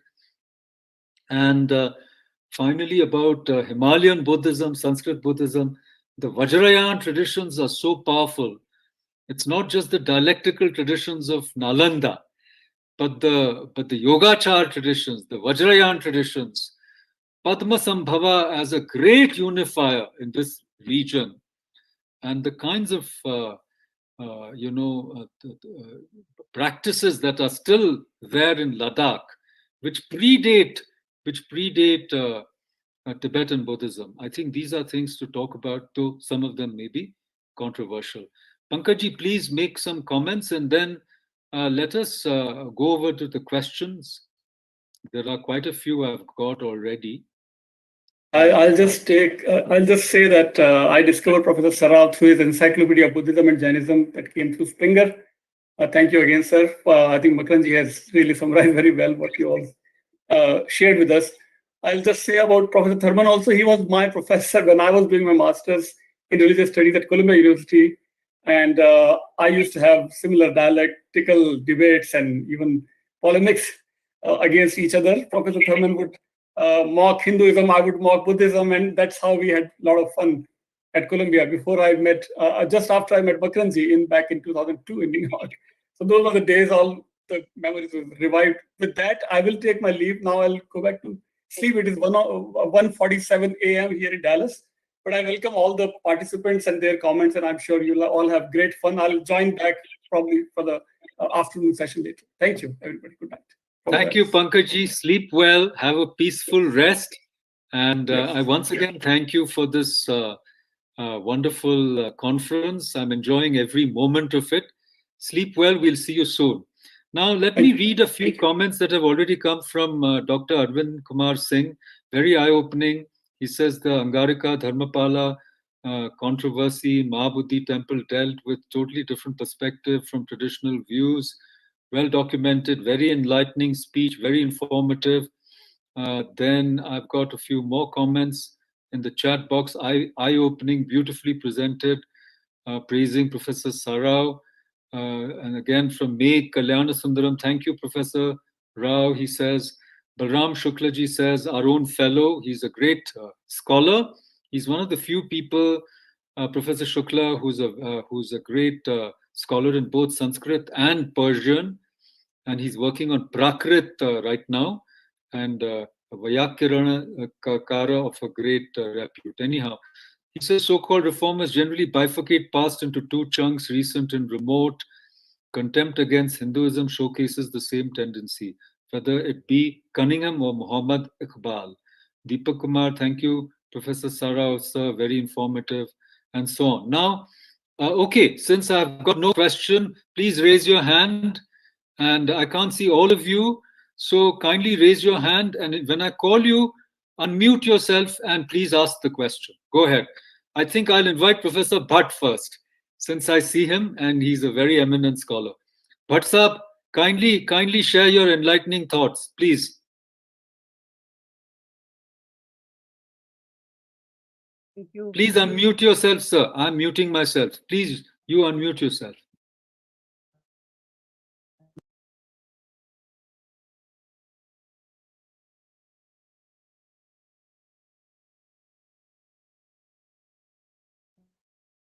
Share. Let me know. ठीक है, sir. Go.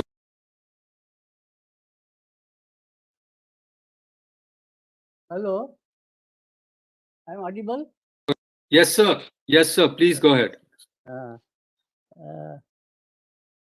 We had a very well researched and well documented presentation by Professor Sarao.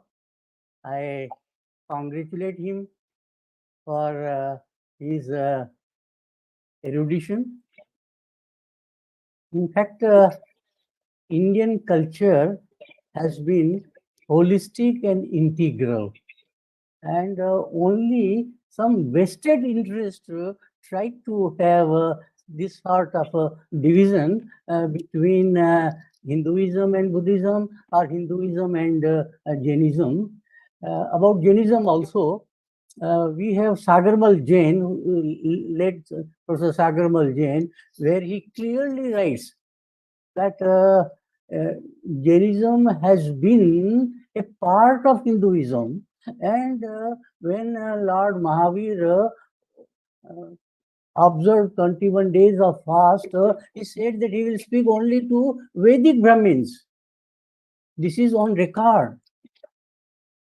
And we have another ancient text in Jainism, Rishi Bhashitam, where Vedic rishis are also mentioned there, and some Charvak rishis are also mentioned.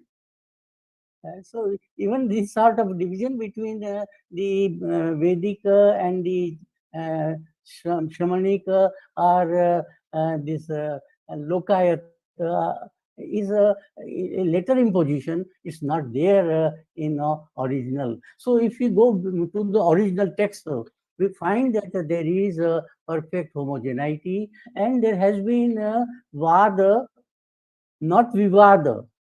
Vada in the form of samvada, and we have many treatises on vada vidhi, how vada should be conducted in the form of samvada, should not degenerate into vivada. So I think it's high time that we look back to our classical thought or knowledge traditions and restore their purity and make them free from distortion.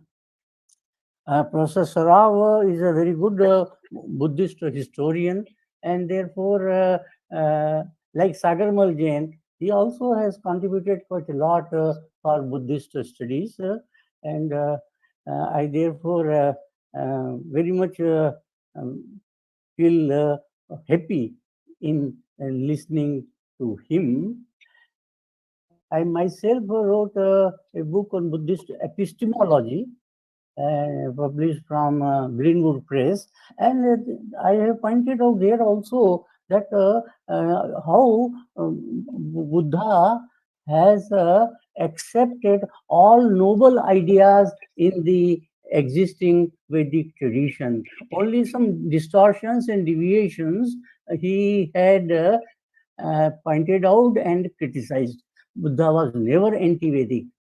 Nowhere in the Pali literature we find anything written, spoken by Buddha against the Vedic sublime tradition. And as Professor Saraf has already pointed out, in Dhammapada, the last chapter is Brahman Vagga, wherein say what are the characteristics of a Brahmana and how a Brahman has to be approached is very well discussed.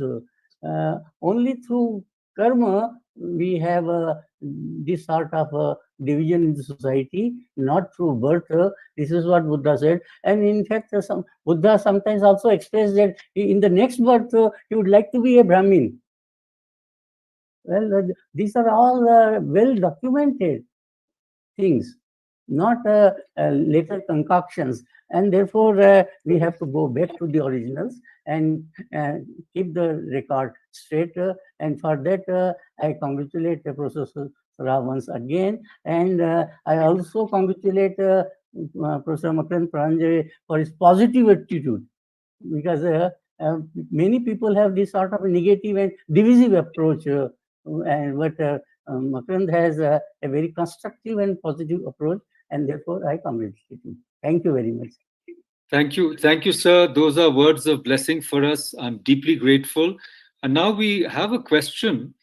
Let me read you the question from Professor Tripathi. He says, 1 minute. I'm just trying to catch his question because many questions are coming in.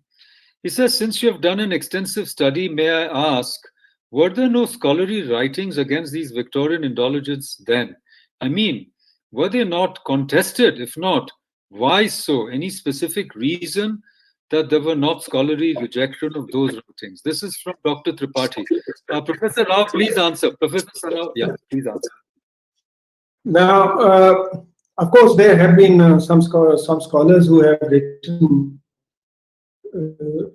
small research papers and things here and there. Professor Bhatt is one of them, Professor G.C. Pandey, then Professor Lalmani Joshi.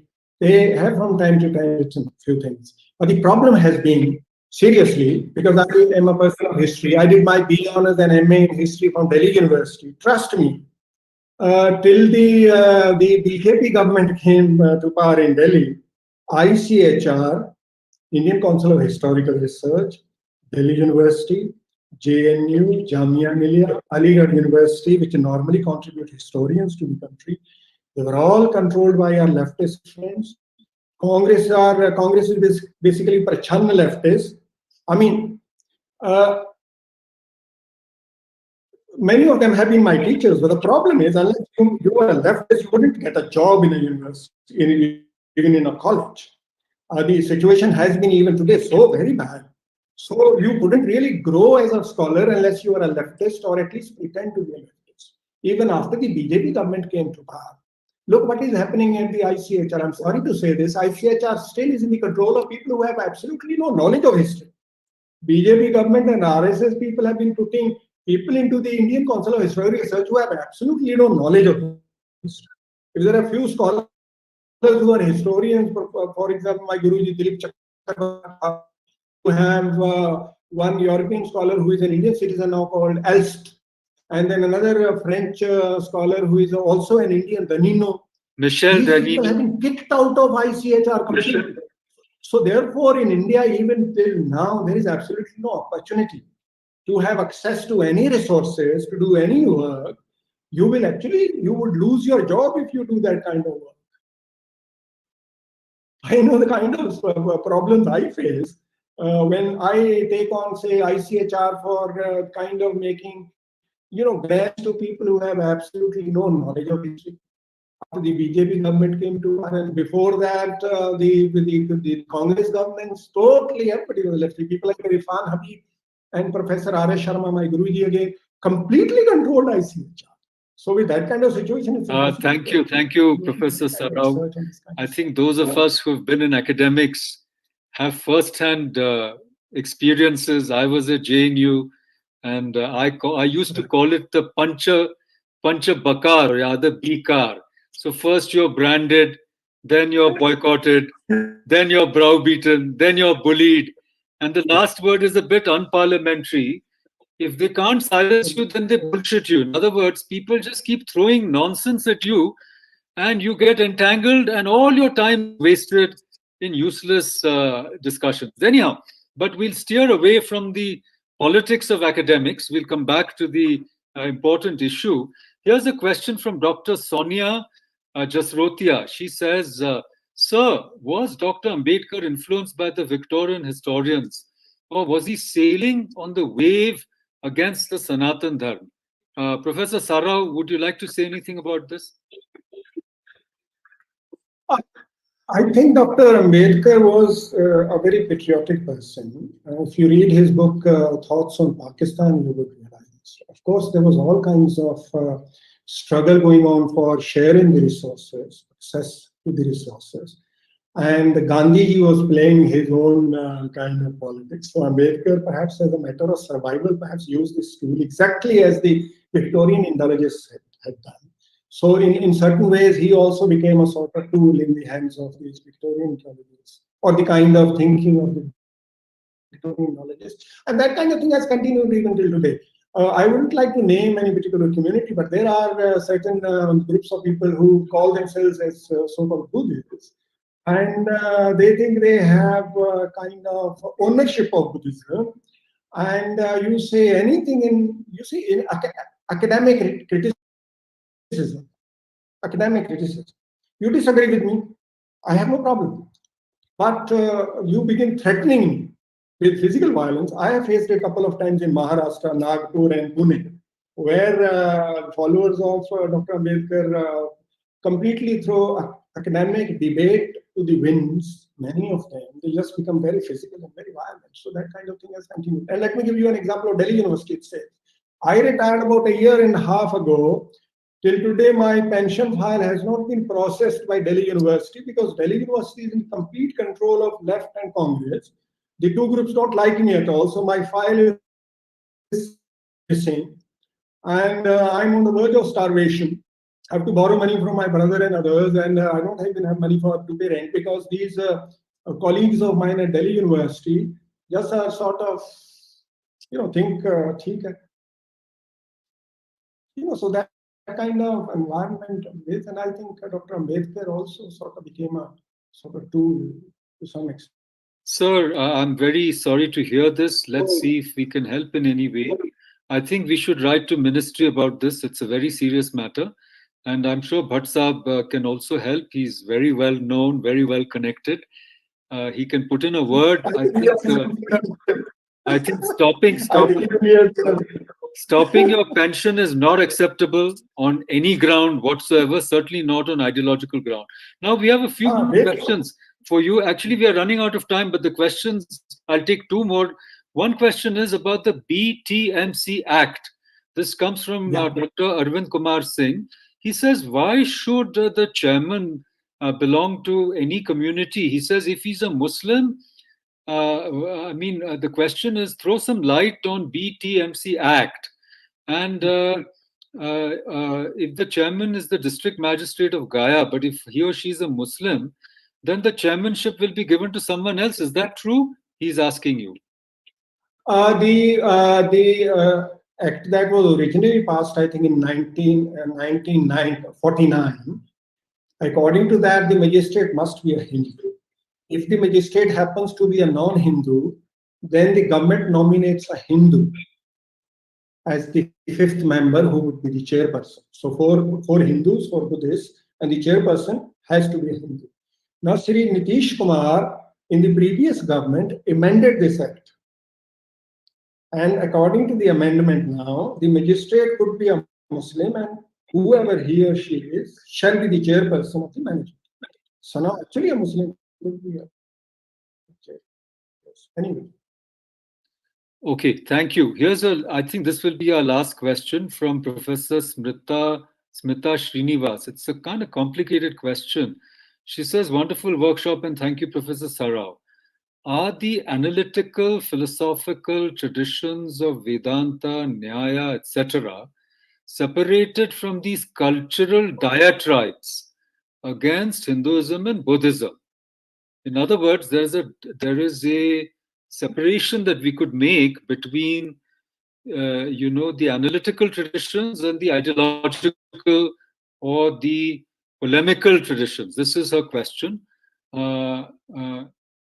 Cultural diatribes against Hinduism versus Buddhism, or did the scholarly traditions in India, Chicago, etc., that followed? Sorry, I'll just finish. It's a longish intervention. I'll read it out. Did the Victorians dilute our understanding of true Indic philosophical traditions as well? It seems that perhaps a close analysis of the logic systems, for example, may have wanted to separate mathematical versus practice traditions of philosophy, and Buddhist contributions are evident in such discussions on epistemology, but perhaps the practice traditions seem to have seemed arcane to Western analytical philosophers. So we have less attention to these traditions and more attention to the so-called rational mathematics and traditional practices. Are these false distinctions for scholars of Indic traditions? So just to sum up, it's a complex question. I haven't possibly fully understood it myself. She's asking, can we separate logic from polemics on the one hand? And can we separate mathematical logic? We have a fellow, Professor Raju, who is an expert on Ganit. I don't know whether he's joined us. But can you separate mathematical logic from other analytical traditions in both Hinduism and Buddhism? Sir, go ahead, please.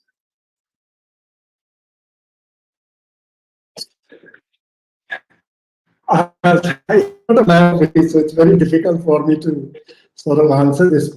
But I sort of know is that I think it's virtually impossible to sort of cut the sort of Indic tradition into different parts and pieces, as Professor Barua was also saying, Professor Pranjpe also said.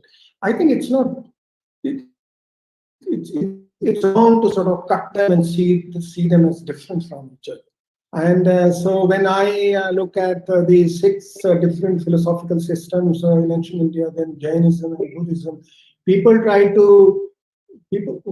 who try to see them as separate and in certain ways kind of confrontational, I think that kind of thing is wrong. That kind of didn't exist. And also in India, things were settled through debate. So you have 2 viewpoints, you have a debate. So Buddhists, Jains, Hindus, within Hinduism, various other kind of groups would have a debate and settle things on the basis of debate. I think there was much of a conflict. It was basically a debate, the tradition of debate, I think. Thank you. Thank you very much. I think it's very hard to splice through these traditions, as you said. I think Professor Bhatt wants to say something. Go ahead, sir.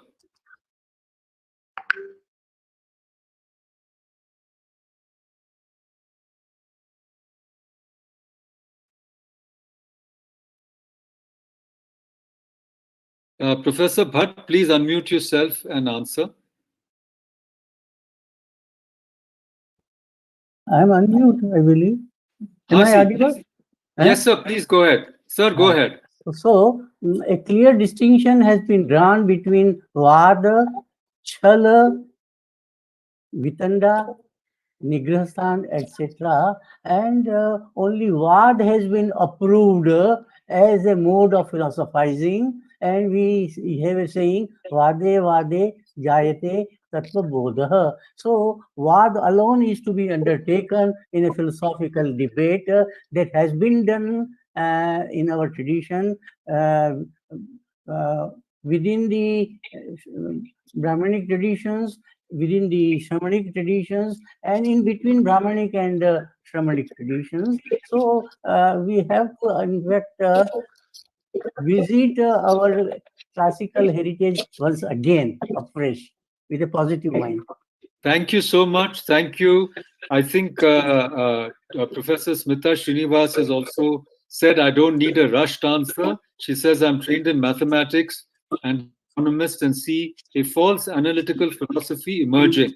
I agree it's mixed, but there's a very useful strand for us to constructively advance in order to make an Indic philosophical contribution. Thank you so much. There's one more question from Mr. Saji Varghese. He says, Professor Sarao, is there a way we have an answer to the extremism? I request everybody else to unmute, please. So Mr. Varghese is saying, is there a way to answer the extremism of Sri Lankan and Myanmar Buddhism, considering that they are our neighbors? Sir, please answer. I think Buddha says in the Aganya Sutta that initially the so-called primitive communistic society, everybody was happy, everybody had equal access to the resources. Whatever you needed, you could go and take from Mother Nature. There was absolutely no problem. Suddenly, some wise guys, instead of going every time whenever they needed food to nature, started property comes into existence. And so when this happened, people started stealing, because when a poor person has no food, no money, would steal. And so when people started stealing, to stop them, you have a government punishment, a king. So the Buddha says ultimately that as long as you have poverty, denial of access to resources, it's impossible to think in terms of this. So in our neighborhood also, perhaps it is basically to kind of control resources. I suppose communities organize themselves on such lines. Communal lines, I think, is also such a kind of way of organizing yourself. I mean, this kind of extreme nationalism that has arisen in Sri Lanka, I think, like Dharmpal used religion to the extent that so this kind of perception of that Buddhists are Sri Lanka, English and Tamils cannot be Buddhist, and so on and so forth. There is this type of for basically possession of resources in that small country. Thank you. That was a very fine answer. We've seen that in our history, especially in the recent history, when the census and vote banks and numbers became organized versions of religious identity, caste identity, and linguistic identity, regional identity, all being deployed in this, divisive narrative. So anyhow, some of us have been up. I've been up since 6. This has been very exciting, and we were preparing. So we must break for lunch, but I've got a request from my friend, Professor Anantakumar Giri. I will give him the chance to conclude this session. He's a very wise man, very well read. He's an activist, he's a poet, and he has his PhD from Johns Hopkins and has been at the Madras Institute of Development Studies. Ananta Bhai, please be brief and conclude this session. And I just wanted to say one thing, that our afternoon session will begin at 2. We have a very interesting afternoon today. Professor Vinod Vidvans, who is an amazing scholar on Indian music, he will speak. Professor Bharat Gupt, my friend, for at least 35 years, he'll speak on the Natya Shastra, which was his PhD topic, and He's a great expert on this. He's worked on it. He's written books on it. So we begin with that, and then we have Professor Nataraju in the afternoon chairing. I mean, the first session will be chaired by Professor Rita Ganguly, senior professor. I think she's a musician as well, if I'm not mistaken. But in the afternoon, we have a presentation from Professor Bala Ganapati Devarakonda of Delhi University. He was the head of Department of Philosophy. We all know him, his work, History of Indian Philosophy, Analysis of Contemporary Understanding of Classical through Colonial. And then another friend of ours will join from the USA, from the Shawnee State University in Ohio, Professor Lavanya Vemsani, who has 2 PhDs, one from Hyderabad and one from the USA. So please join us exactly at 2 o'clock. And now I invite my friend Ananta Bhai. Please say some wise words and conclude the session. Thank you so much, dear Makaranta and Professor Sharao and Professor Robert. I was thinking both these two papers, they really invite us for further, hard work of labor. And this is possibly not the time to raise some questions, but in the spirit of Makarant's invitation, beginning with this very broad invitation in the morning.